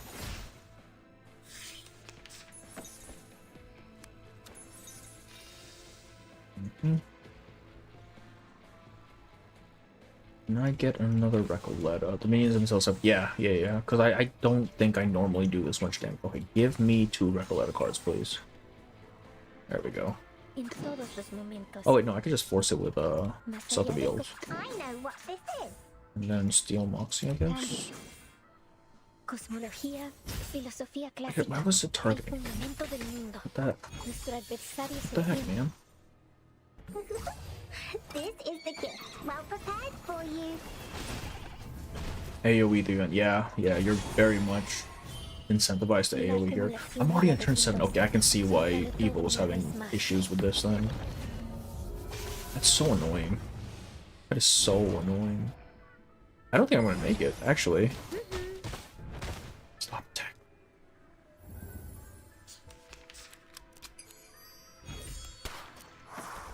I don't think we're making it, boys.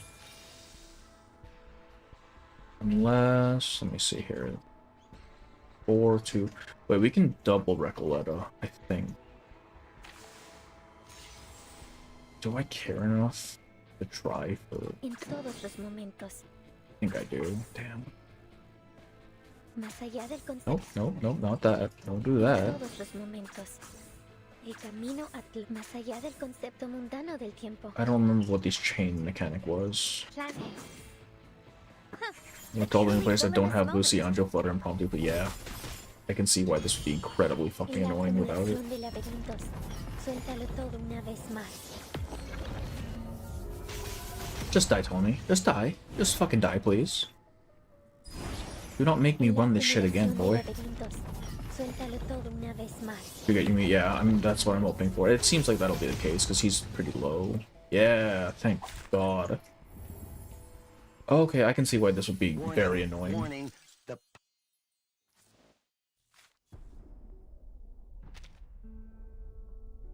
Okay. Right. You only need 4. Right? So you don't have to clear everything. Right?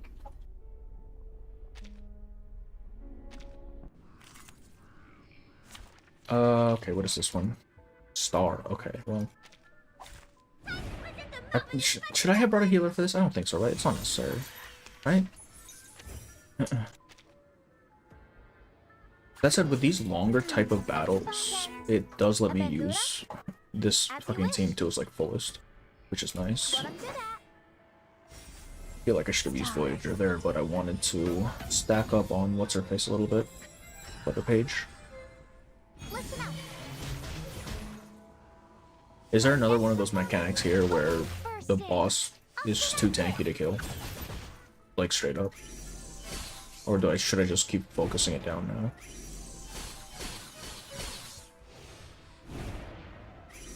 Impromptu should okay. Alright. What an awful racket. That's always nice to hear. What an awful racket you made. What an awful racket you made. What an awful racket you make.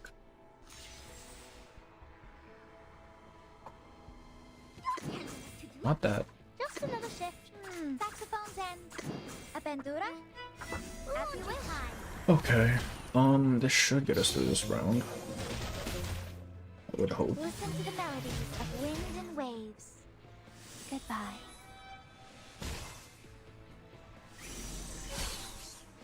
Just kidding. There we go.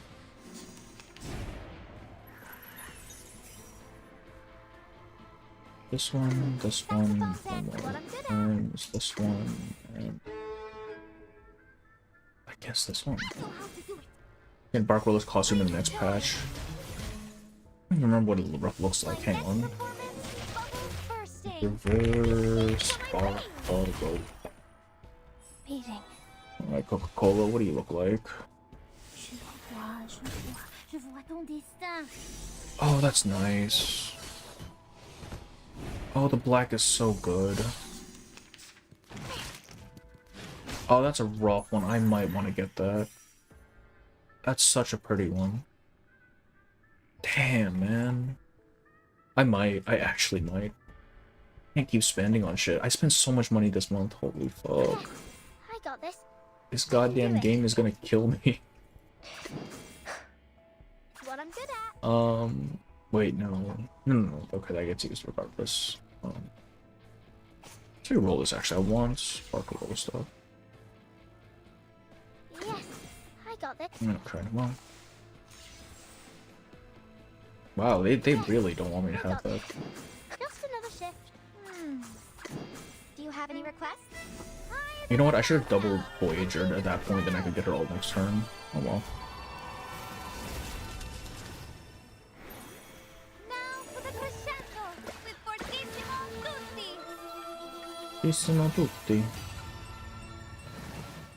Laundry time. Listen What? up. Where's that damage coming from? Meeting.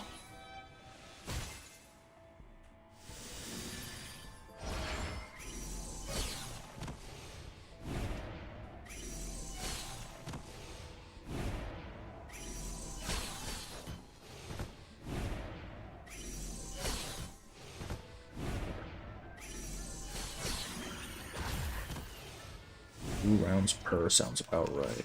Fuck. Okay, we are getting kind of screwed. Oh, there she goes. We needed a healer for this one. We'll see if we can keep going.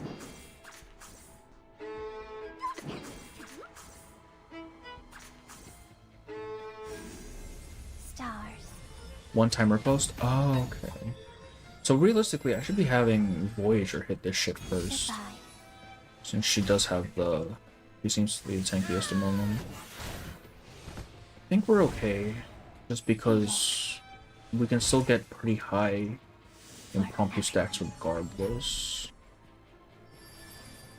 But it's gonna be tight for sure.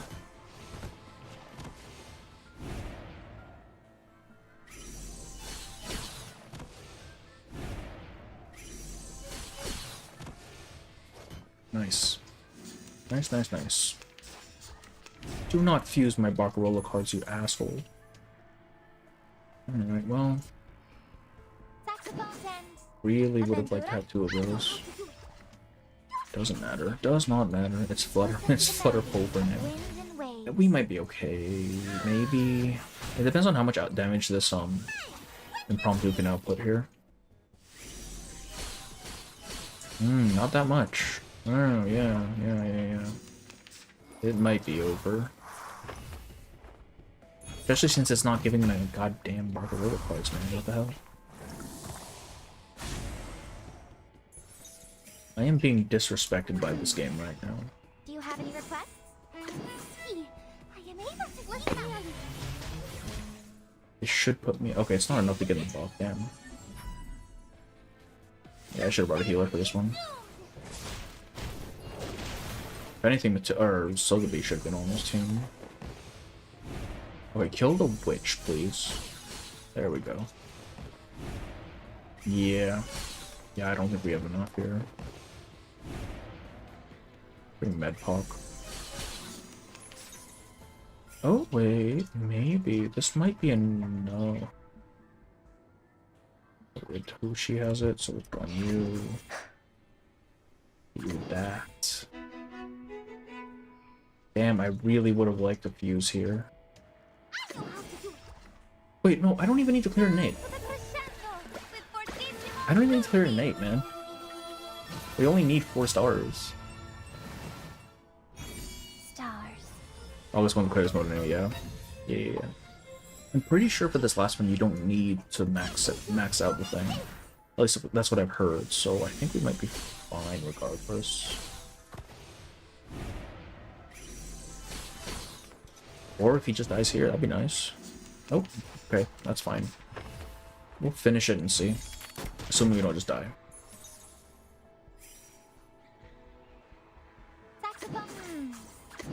Do you have any requests? Oh wow, where did all of our shit go? Please enjoy. Evening.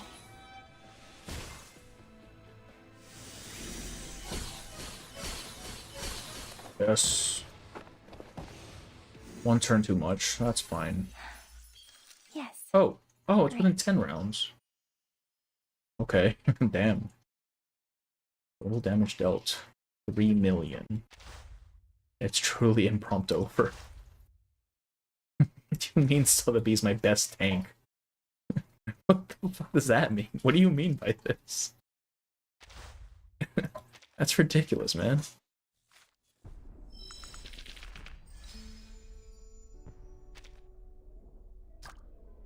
Well, okay, I can see why this 4 would have been annoying, and why the 3 and 4 would have been annoying.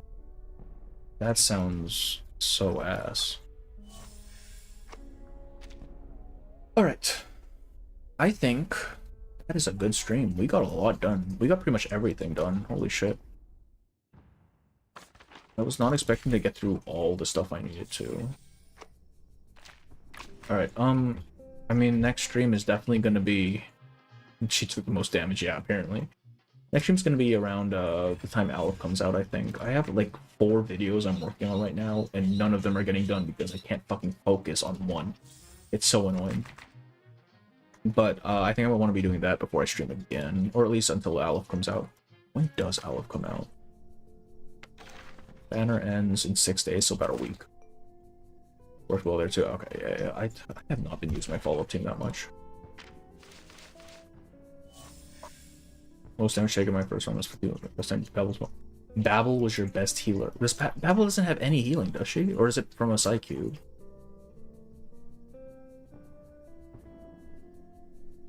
Oh, you can thumbs these up. That's kind of funny. Yeah. 500 pulse. There is not a chance in hell. How many summons do I have? How much is 11,000? Anything from Miracle? No, nothing Miracle Mark left. Show? 63 on top of my... Does it show me how many? 58. So I'm at about 120 or so. And if I really needed to, like, right? Like, I can get them. It's just... Like, fuck. I don't want to have to go deep, you know what I mean? I don't have Opera, man. Okay. That's it. It is late. The sun is up. Turn off. Okay. I will see you all on the next stream, which is probably going to be Aleph's thing. And then Phototaxis. Also cheers for yeah, for sure. I'm so tired. Okay, I will talk to you guys later. I'm going to bed.